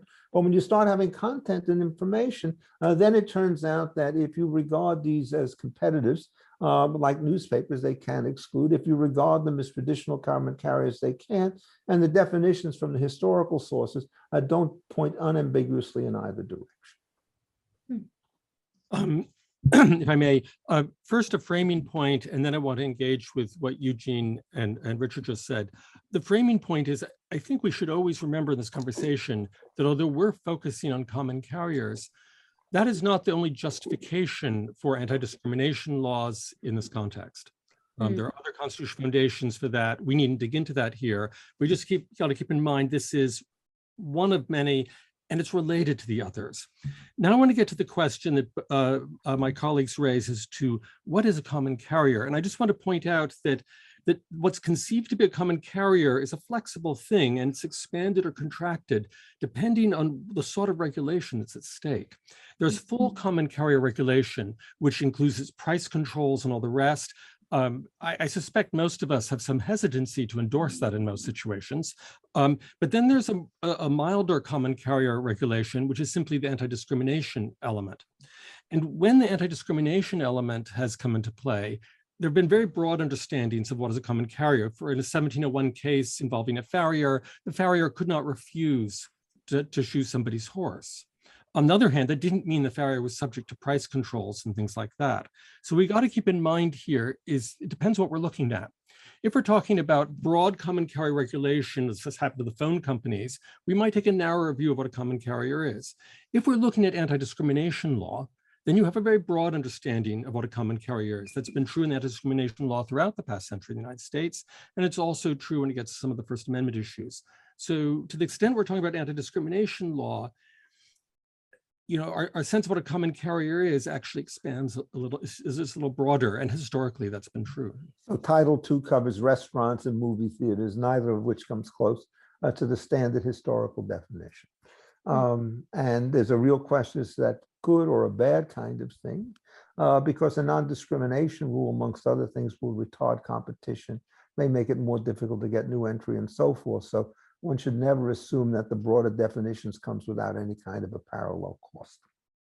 No, this is all very helpful. And I think we're already kind of starting to get at this, but my next question is then, you know, so what, given those frameworks for kind of thinking about defining a common carrier and what would make a company, you know, justified categorizing it as a common carrier, then what are the arguments and you know, what do you all think in terms of why this classification could be applied to social media platforms? And I guess, you know, even what you kind of clarified, Professor Hamburger, on the public function justification versus the market dominance justification, you know, are both present as it comes to social media platforms? Is one kind of more compelling justification than another, you know, and we can all go in turn and you can all share what you think in terms of applying these the common carrier framework to social media platforms, why the argument exists that they could be regulated as common carriers.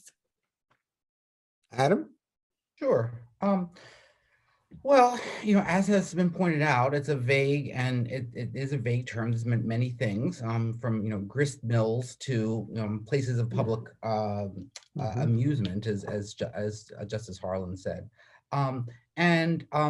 I think that for lawyers, the vagueness of the category makes us nervous, because we like sharp categories that are justiciable and that judges can make decisions about.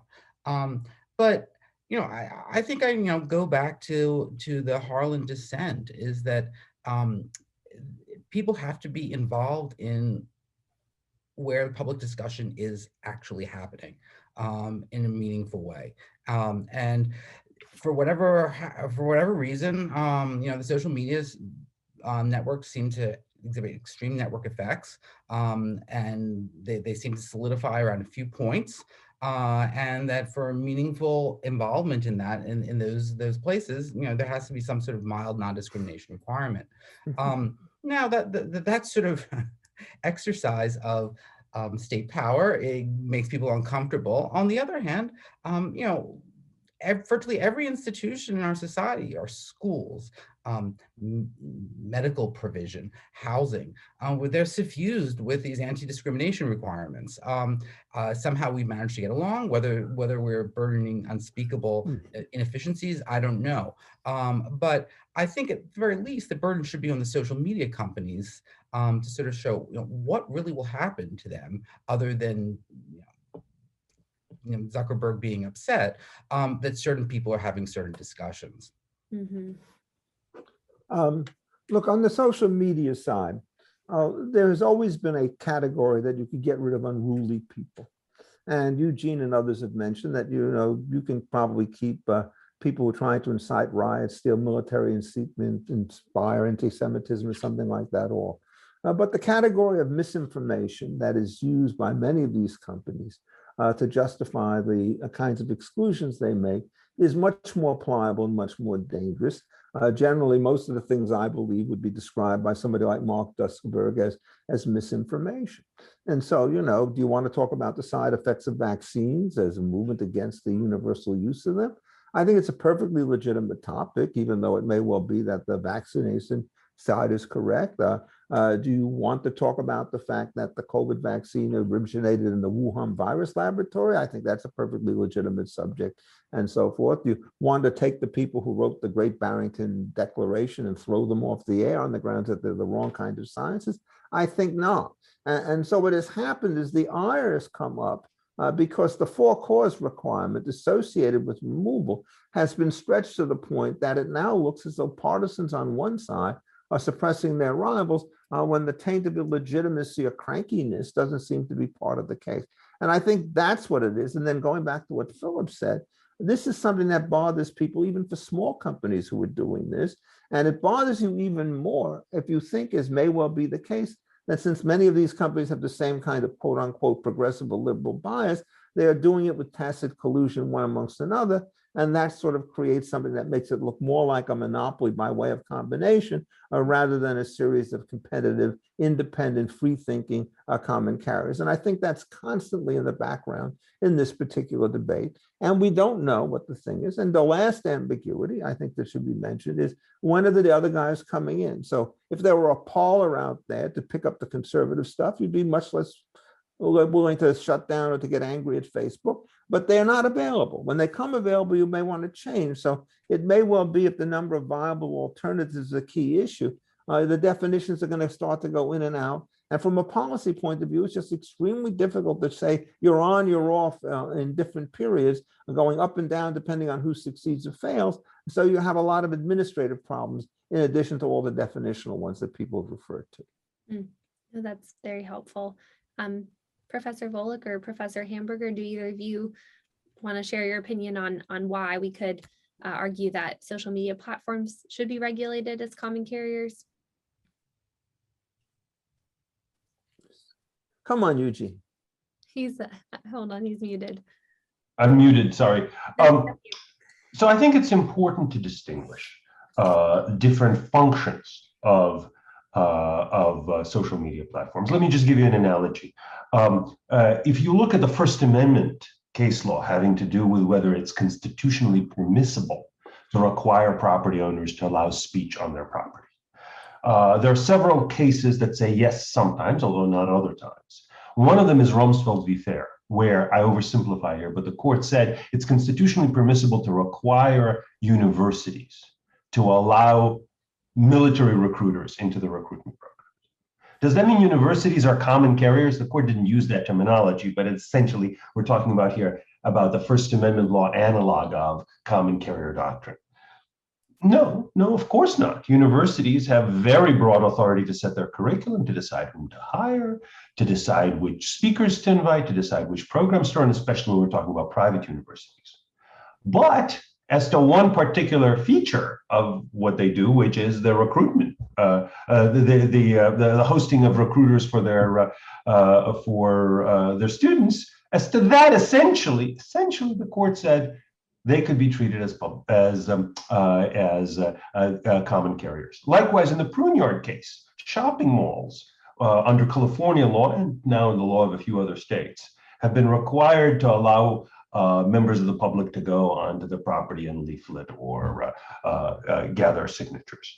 And the U.S. Supreme Court said that's permissible. It's not required by the First Amendment, but it's permissible if the state wants to impose that kind of rule. In a sense, that means that they're kind of common carriers for purposes of this kind of speech. Doesn't mean they have to rent to all shops. Doesn't mean they have to allow all murals that somebody may want to put up. Yeah. So it's important to distinguish the functions. Here's my tentative sense.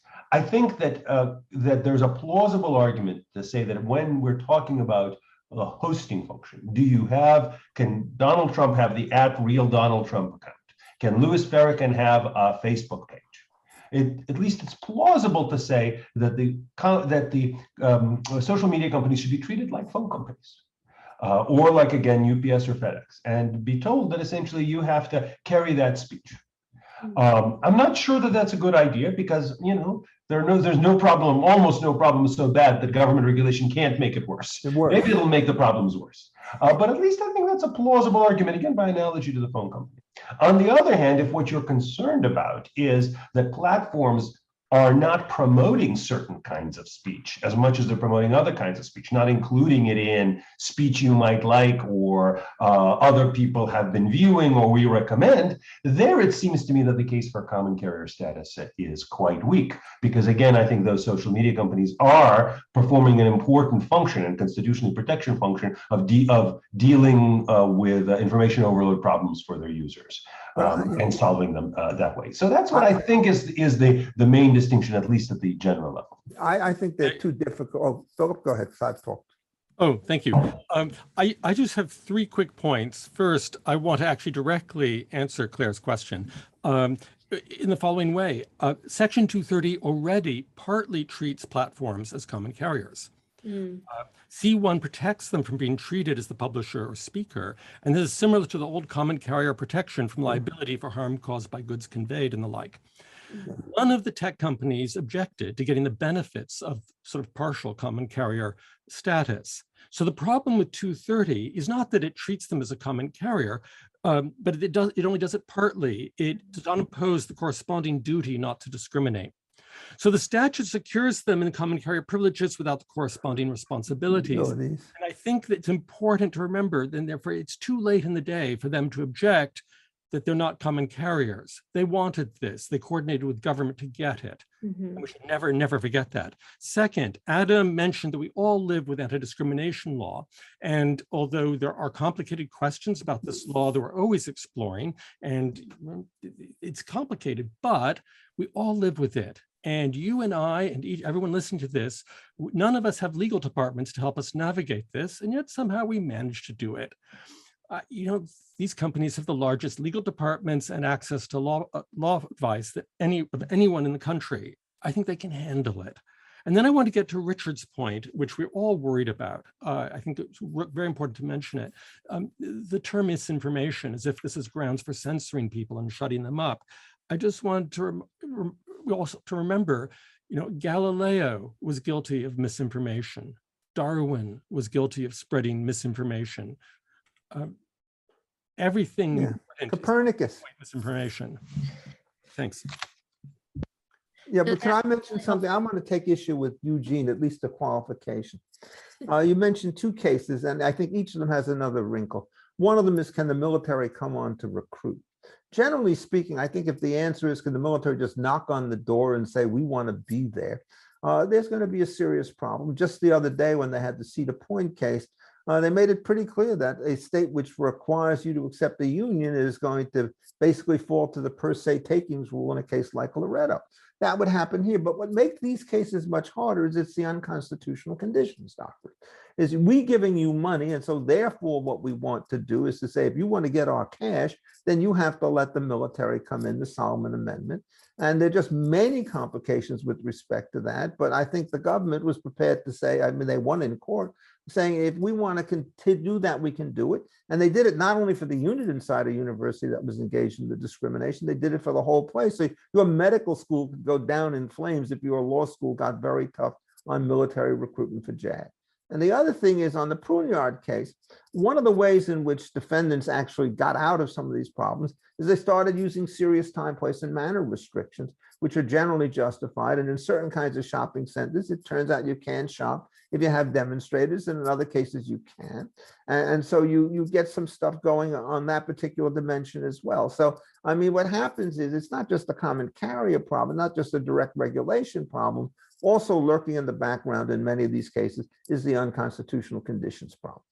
If I could just very briefly respond, because this is one of the things that when I said I oversimplified Rumsfeld, this is one of the features. It is true that Rumsfeld v. Fair involved a statute that said, as a condition of getting government funds, you have to have military recruiters.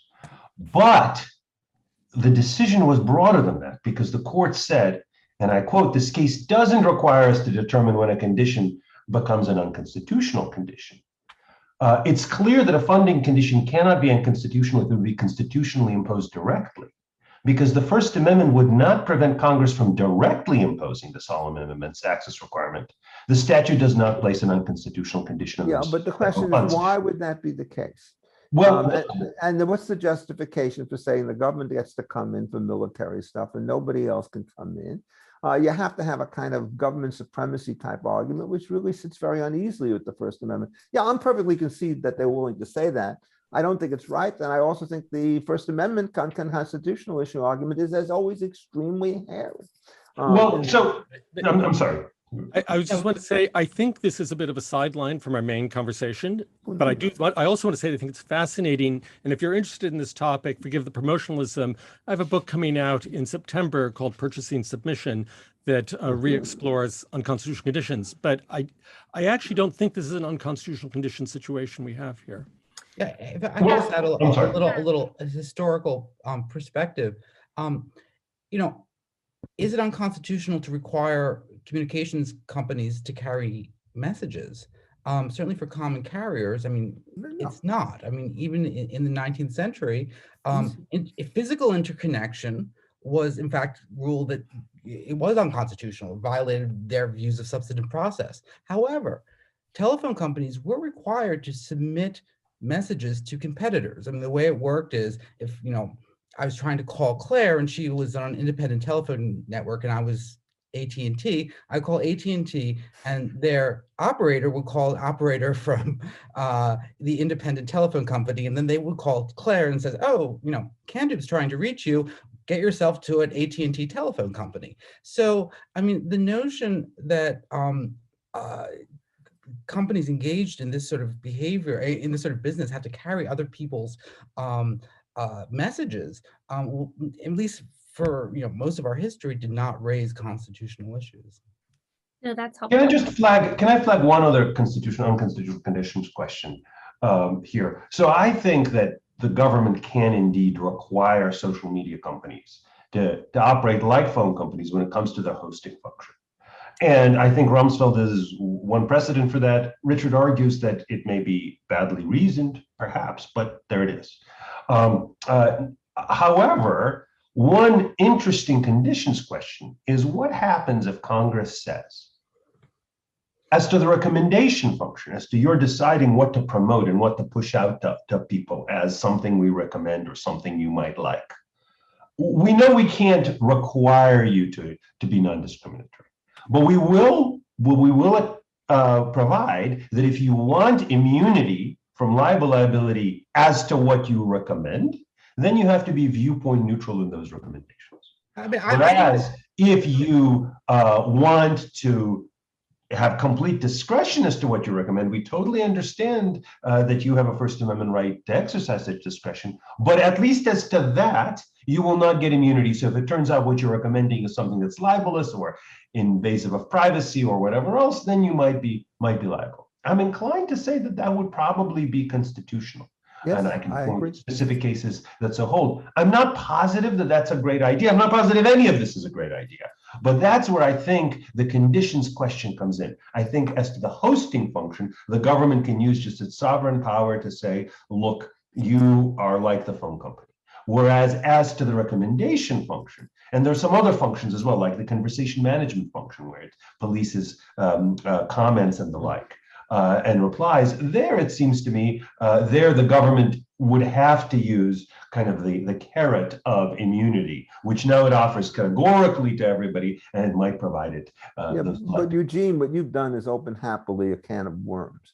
Because what happens is you start off with these guys being publishers and transmission carriers. Then they start to remove things. Then they put them on disfavored list. Then they put warnings, this stuff is contaminated and so forth. So after a while, they cease to be somebody who's just stoking the stuff onto the situation. And people start thinking of them as editors in some way, shape, or form, or as commentators or as moderators. And so if there is now I am maybe inventing it, but I don't think so, a dual capacity doctrine which limits the application of Section 230. What your distinction does is it fortifies anybody who wants to make that particular claim.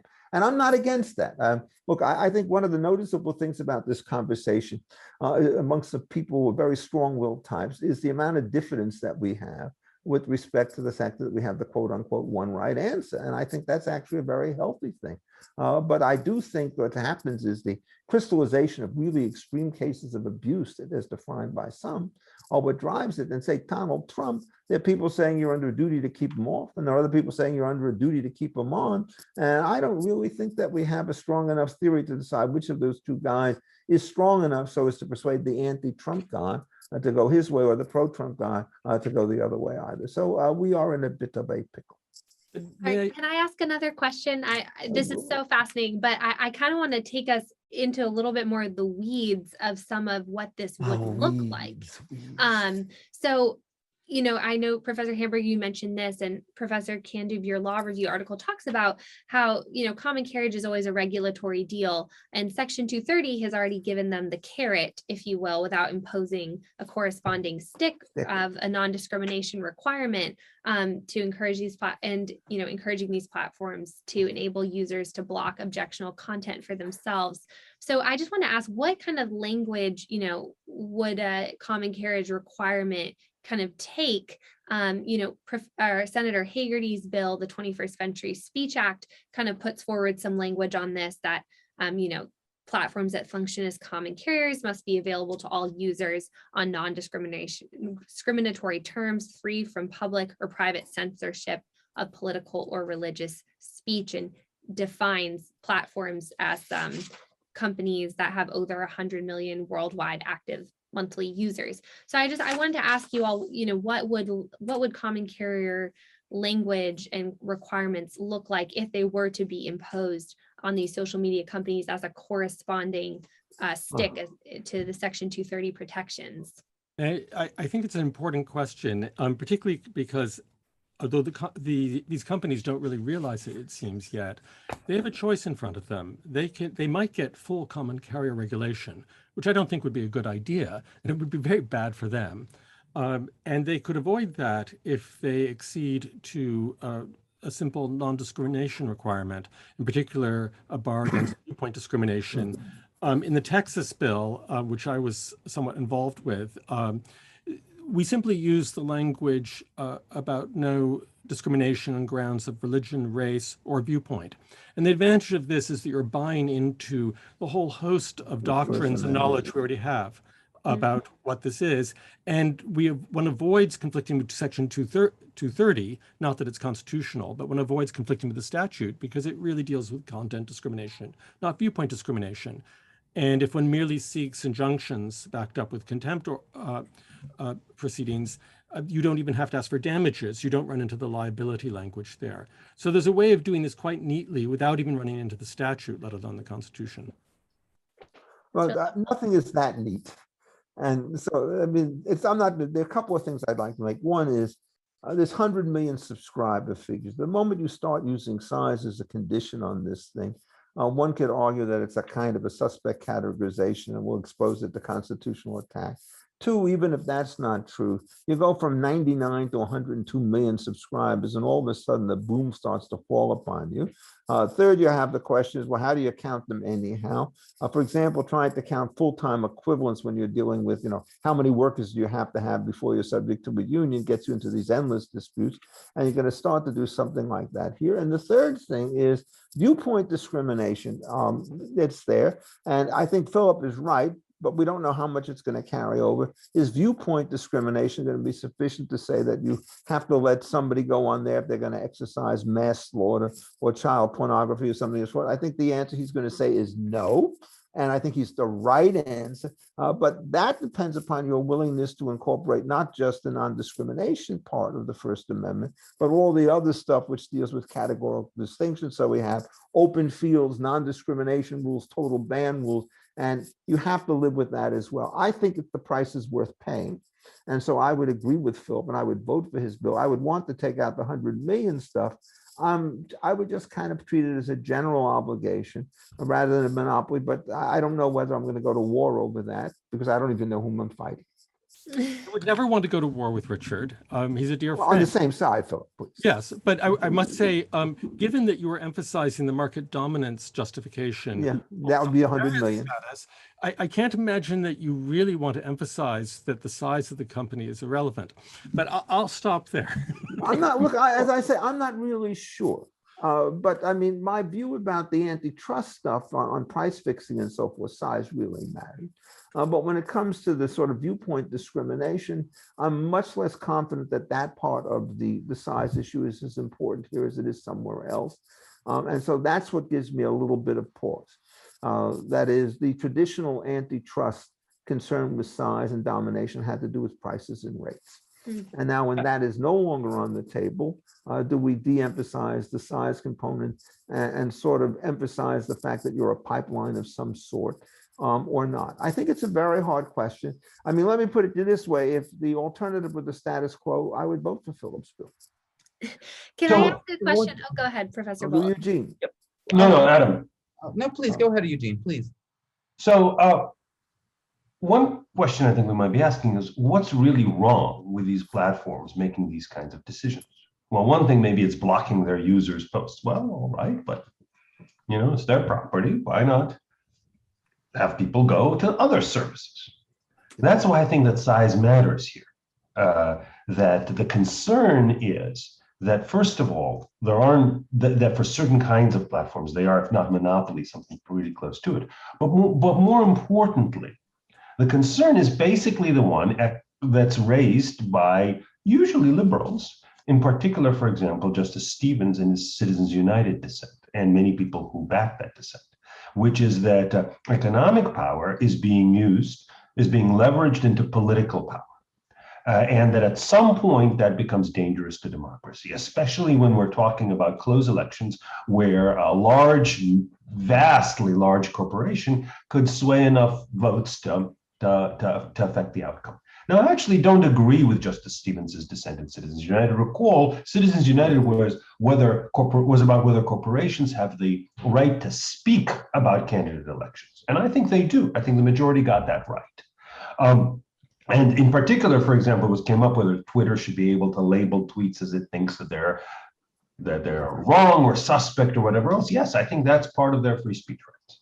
But when we're talking about corporations actually blocking people's speech, even speech on their own property, that's where I think Justice Stevens's argument is a pretty powerful argument. I think the left has it right. And people on the right have long acknowledged that in certain situations, certain kinds of excessively broad private power can indeed jeopardize democracy. So that's why I think size really does matter. If you're talking about a small company that is running a small network, as a practical matter, we're not quite as concerned that it will leverage its very minor economic power into comparably minor political power.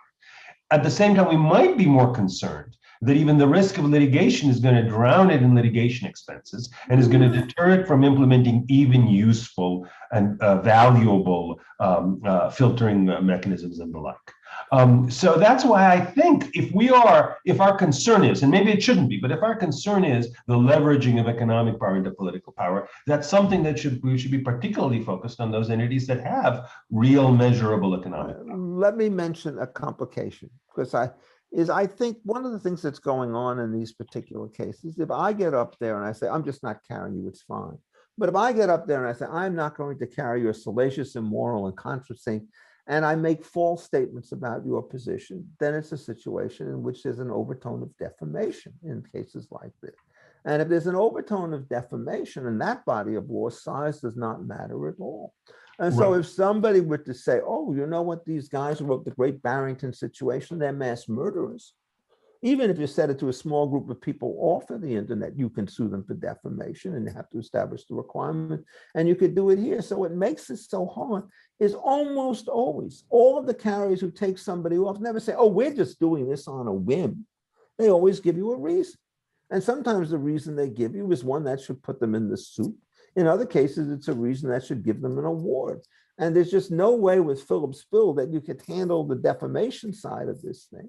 And so long as that is not size sensitive, the entire question is, again, much more complicated than we might otherwise have done. And I'll just ask you, Philip, how many times has there been a controversial removal for something which has been done without any particular acknowledgement and so forth? Maybe there are a few of them, but a lot of them seem to me to have a lot of hoopla around them. So I think that's right, but a lot depends on what they say. Well, I agree. The defamation cases always turn on that. Right. But let me be more specific. Rightly or wrongly, if a service says we're removing something, or even we're not removing it in some other place, we're criticizing it because it's a racist attitude. That is, generally speaking, I oversimplify here, but generally speaking, that's not actionable. That is viewed as opinion. Maybe it shouldn't be, but that's what it is. On the other hand, if they say we're removing this because it was paid for by the North Korean government, then in that case, that's a factual allegation that might very well be libelous. And by the way, is libelous even under the existing scheme, because Section 230C1 doesn't immunize platforms for what they themselves say. So a lot of the removals, or if they just say we're removing it because we think this is not in the best interests of our readers, or our opinion is that on balance this is contrary to the facts, or even we're removing it because it is contrary to the World Health Organization's view of COVID-19, and it is contrary to that view. That's not libelous either. So it turns out, I think, that it's pretty easy for them to explain the reasons for removal without being liable under existing law. Well, under existing law, but one of the things that I've always taken strong umbrage at is, of course, been the New York Times against Sullivan doctrine. And I much prefer the older law, which says that if you want to call somebody a racist, you give particular illustrations as to what he's done that is wrong, so people could form an independent judgment. But if you just simply use the term about somebody who's not in the popular domain, so there's no knowledge, the older view is that was now a false statement of fact and could be actionable. I'm not a fan of New York Times. Can I just defend the bill for 1 second? Just say one thing is okay. So I think it's actually even harder. But go ahead. Let's hear from, go ahead, Professor Kandub, and then go ahead, Professor Hamburger, briefly, and then I have another question. I mean, one thing of the problem is that a lot of what seems to be statements by the platforms is now being immunized by Section 230. So that statements concerning reasons for kicking people off, reasons for, reasons that are violative of the contract are in fact being read by certain courts as protected under Section 230. And that, a lot of, when getting back to the initial point, which is that Claire pointed out, asked about, which is what sort of regime would you want? A lot of this would be better if we could, in fact, as Eugene pointed out, sort of get the liability correct, because common carriage is essentially very much a liability regime. And so being able to make sure that people are, the platforms are being liable for their own statements and their own actions is a big first step in reform of Section 230. Second, be very brief, one of the big requirements of common carriage going back to the 18th century is the publication of tariffs, and the idea that these companies had to be transparent in what they were charging people, not even before they were set by the government or a commission, they had to be public. I think a lot of these problems could be alleviated, and certainly the power that the companies exercise over the political discourse, by just greater transparency about who they're removing, the algorithms they're using to promote certain kinds of discussion. I think that's a lot of the anger and frustration people feel, is that they feel as if there's a puppeteer in our public discourse and we're powerless to figure out what they're doing. I just want to say I entirely agree with Adam that the comments of the companies should not really be viewed, I think that was your implication, should not really be viewed as protected by Section 230. It's an utter misreading of the statute. And this gets to Richard's concern about the Texas statute. Richard, the statute's aimed at viewpoint discrimination. There's no bar to content discrimination. So in fact, it would greatly reduce the number of instances in which companies would have to opine upon other people's speech, and to which I'd merely add, we all live with defamation law somehow, like anti-discrimination laws, Adam mentioned earlier. We can live with it. And again, I think their legal departments can handle it. So I'm not terribly worried about No, I mean, look, I'm just saying it depends, right? But what you say is obviously the right maneuver. You don't want to go after the content stuff, right? You want to go after the viewpoint stuff. But in the COVID kinds of cases and the vaccine cases and so forth, it has been viewpoint discrimination.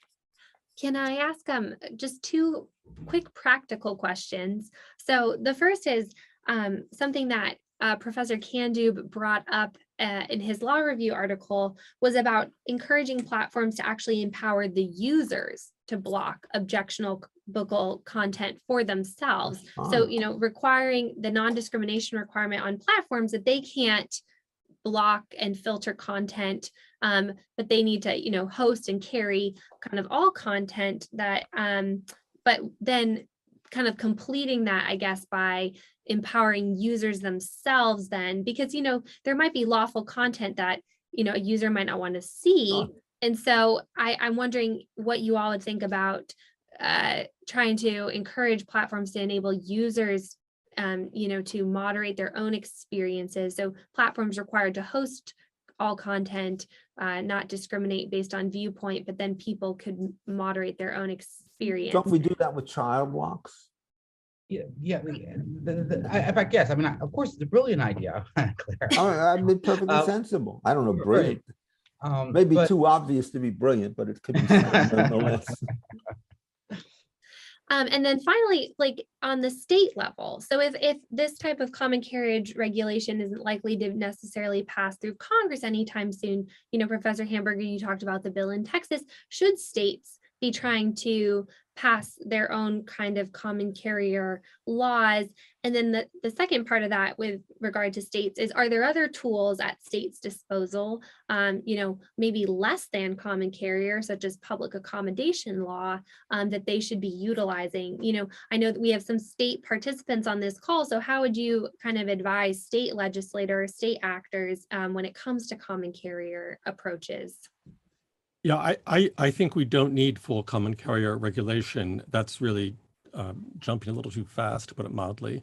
And I recommend folks just look at the Texas bill or variants thereof. It's the point is simply we live with anti-discrimination laws.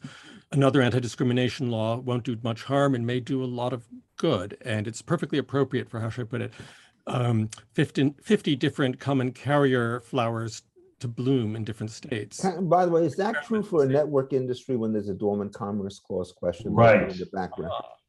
So it turns out that that's a hugely important and complicated question. I tried to look into it, and it's not completely clear, and I don't think I've exhausted all the possible research on this. But here is a rough version of what I've found. Courts do indeed have some concern about extraterritoriality, and then what happens when one state, could be Texas, could be Wyoming, to take a very small state, one state tries to impose a rule that basically affects behavior all over the country. And there may be some people, maybe legislatures in other states want to encourage platforms to block based on viewpoint because they think it's in the interest of the users in those states. So turns out that there is a good deal of extraterritoriality that is allowed. For example, the libel law of one state is often applied to the speech in another state, so it's complicated. But generally speaking, I think it's more likely that these things would be upheld against the Dormant Commerce Clause challenge if the statute basically limits itself to speech maybe said by people in the state, maybe read by people in the state, maybe both. So imagine the clearest example, imagine that Wyoming says, look, any speech that is posted by Wyoming residents has to be readable by Wyoming residents without regard to viewpoint. So if you want to impose a different rule in other states, we leave it to those state legislatures to deal with. But if it's Wyoming speech, it has to be protected. Well, then it's not interstate commerce. And so the question is, not only do we have the state stuff, but we have the foreign stuff. There's that famous case in international conflicts of law, shall the courts of Tobago rule the world, right? And the question is whether or not Philip Hamburger, operating out of Austin, Texas, is the new court of Tobago. My inclination, by the way, is to rise above principle and to think that this is okay. And let me put it this way: it's a balancing test, Philip. I think I would probably strike you down if you were trying to go after content selection. I don't think I would stop you down for going after viewpoint discrimination, because I think that's something which is much more widely shared. And so the conflicts across state lines are supposed to be less. So there's a line for your brief. Professor Hamburger, did you finish? If I could just say one thing, Claire, I was just one. This issue has been addressed by the DC Circuit in reviewing the Vermont network neutrality laws, and by a district court in California in reviewing the California network neutrality laws, the California online privacy laws, which really do have an extraterritorial effect. And they said it was okay. And I think they present very similar issues. I think the bigger concern is if the FCC, those decisions were based upon the idea that the FCC has in fact not regulated in this area because it's regulating under Title II and it's explicitly refrained from regulating under Title is regulating under Title I, is refrained from regulating under Title II of the Communications Act. However, if the FCC were to write a network neutrality order, which the Dems seem to want to do, there would be a very good chance that that could preempt any state common carriage regulation of social media. So that's just, I think. I just want to go back then to Professor Hamburger, actually, in light of what you just shared, Adam. So then is there a possibility, if the FCC starts regulating the internet under Title II again and preempts states from imposing their own common carrier regulations, that states could turn to lesser vehicles like public accommodation law? And I think you were saying something about that, Professor Hamburger. So I don't know if that's another possible route at this issue. No. Oh, Philip, you're muted, so I'm speaking for you. Oh, thank you. Well, then I'll speak especially well. Thank you. So I said no. I think, in effect, where you place this in the statutory book has nothing to do with this legality. I actually think that I don't think the FCC can displace the state's capacity to regulate discrimination, and I therefore think the any FCC rule would not get very far. I'll go further. There are very interesting questions that the Supreme Court is aware of, though they have not discussed it yet, about the degree to which the expansion of the Commerce Clause has inflated federal control of speech. And that, although they may not turn back on the Commerce Clause, I think will get their attention as to the dangers of taking too expansive a view of any federal control of information or speech. That's a grave constitutional problem. Any well-drafted statute, and we'll see, but any well-drafted statute should be able to avoid these problems, including the Dormer's Commerce Clause doctrine, which, by the way, is itself unconstitutional, but that's another conversation. That's a different conversation. I want to explain.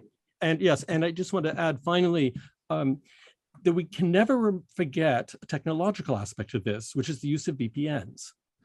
The reality is you don't have to go to Texas or South Dakota to be there for purposes of speech. There are all sorts of subtle ways in which a statute can set up opportunities for wide-ranging speech without ever coming near another state's capacity to regulate. Yeah, I would just to possibly take another perspective on Professor Hamburger's point.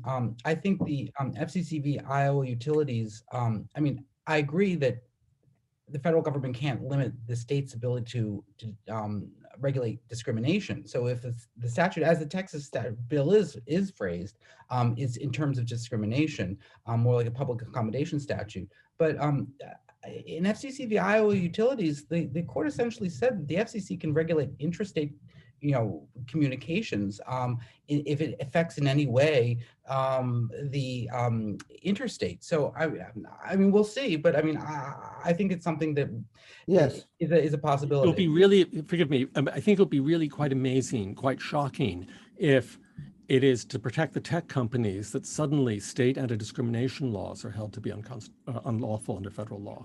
I just don't see it happening. well, I tend to think that the FCC probably, the preemption I think is going to be there. I think that's your position, isn't it, Adam? Yeah, I mean, I think it's a I problem. mean, I'm certainly, it may not be under current statutes, but I certainly think you could fix the federal statute so as to have explicit preemption, and so long as it's within the scope of the Commerce Clause, as regrettably it is, it's there. And a lot of what Philip is saying, in effect, is what I said about defamation law. We're always in second best land. If we take the current law on defamation, you may be right. You take a good law on defamation, you may be wrong. You take the current law on the preemption doctrine, you may be right. You take the correct view, it may be wrong. You take the current view on dormant commerce opposed to the correct view. I mean, one of the things that happens is there's so many fissures in the law that we live with existing statutes, all of which come to the fore when we try to put new legislation forward, which is why we are all commendably diffident in response to your questions, Ms. Morell. No, that was a wonderful conclusion. I was about to say, unfortunately, we're at time. I feel like there's a million threads of this conversation that we could continue to pick up and dive into deeper. But for the sake of everyone's time and all of your time today, we'll wrap this up for now. And thank you to all four of you for giving us your time and your expertise. We really appreciate it. It was fascinating, and you've given us a lot to think about. So thank you all. Great to see you again, Jean and Philip. And nice to meet you, Adam, right? Real pleasure. And Claire, Great seeing everyone. Thank you, Claire. Great job. Yes. Bye-bye, Thank you very much. Thank you. Thank you. Well, that was the conclusion of our third and final panel today. Thank you so much to all of you who've tuned in and joined us. And so in just closing out our event today, just want to offer just a brief remark, and a few thank yous are in order. So first of all, thank you to all of you for joining us for EPPC's virtual Big Tech Symposium this morning. Thank you, first of all, to Ryan Anderson, our president, and his tremendous leadership at EPPC, and specifically of this big tech project in today's event. And thank you also to all the wonderful staff here at EPPC who have been working behind the scenes to make all of this run so well today. And thank you to all the outstanding panelists and speakers that we had. We're grateful for the time you gave us today, and just your wisdom and expertise in these difficult and complex topics. Thank you in particular to the 5 members of Congress, Senator Hawley, Senator Hagerty, Senator Lee, Senator Rubio, and Congressman Buck for the important remarks they shared with us, and to also a thank you to their fantastic staff members in working with us to coordinate them. And finally, thanks are in order to the 2 gracious donors whose funding made EPPC's Big Tech project and today's event possible. To any of you who have joined us today that are interested in supporting EPPC's work on big tech and helping us continue to advance good policy solutions for holding big tech accountable, please do visit our website at eppc.org to learn how you can support our work here. Now, the goal of our event today, as Ryan stated in his opening remarks, was to help us as conservatives come together to clearly identify and articulate the problems big tech poses to our society and our Republican form of self-government today, and to think critically about targeted, constitutionally sound policy solutions to these varied problems. Well, after hearing from 5 members of Congress and 3 panels of law professors and experts on Section 230, antitrust, and common carrier, I think we have done that. And I wanted to just highlight a few helpful themes in case you had to tune in and out during the course of the event today that I think have emerged as possible areas of consensus for us all to keep thinking on and as a path forward. The first kind of theme that emerged is that Section 230, the law itself might not per se be the issue behind big tech's current censorship and the illicit activity facilitated on their platforms, but rather the overly broad interpretation that courts have arrived at in terms of Section 230's immunities. And so we discussed a lot of interesting possible solutions, whether that be through the legislature in clarifying the meaning of some of the terms in Section 230 to get back to its original intent, as well as trying to possibly remove some of their immunities when they exercise traditional publisher functions, such as Senator Rubio's Discourse Act. And finally, we discussed the possibility of courts really rectifying and clarifying how 230 immunities should apply if the right case comes along and makes its way up to the Supreme Court and they decide to rule on that to kind of correct the interpretation currently of Section 230. Secondly, the antitrust panel, a theme that emerged was that there is real bipartisan concern about antitrust violations in relation to big tech companies, particularly how they create private ecosystems and the political control that they have and exercise. And so it seems like some emerging approaches could be coming up with better ways to measure harms to consumers, but beyond the traditional measurement of price, but looking at potentially monopoly overcharges in other ways, such as their attention.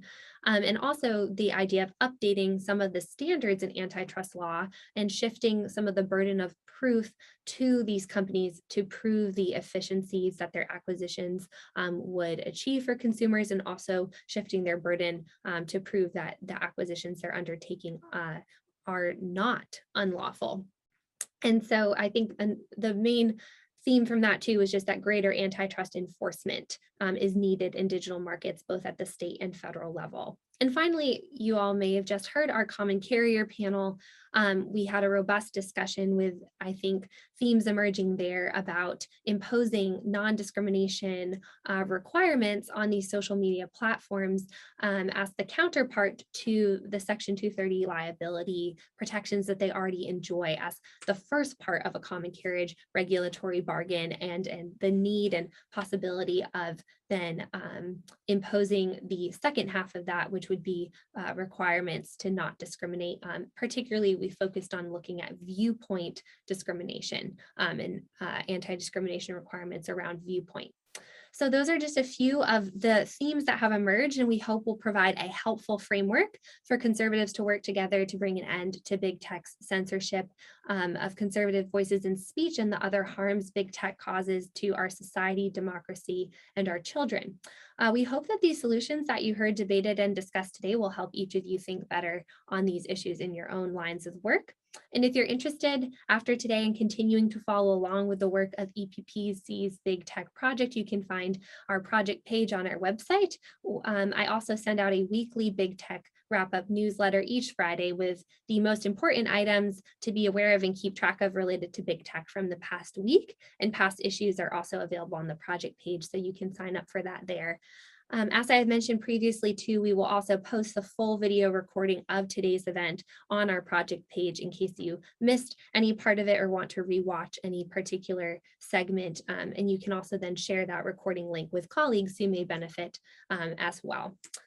We are most grateful for the time and attention that you gave us today to attend this important event, and we look forward to hopefully partnering with many of you as we work to build a diverse coalition committed to holding big tech companies accountable and developing policy solutions that will realign Silicon Valley's incentives with the best interests of all Americans. Thank you so much for joining us today, and that concludes our event.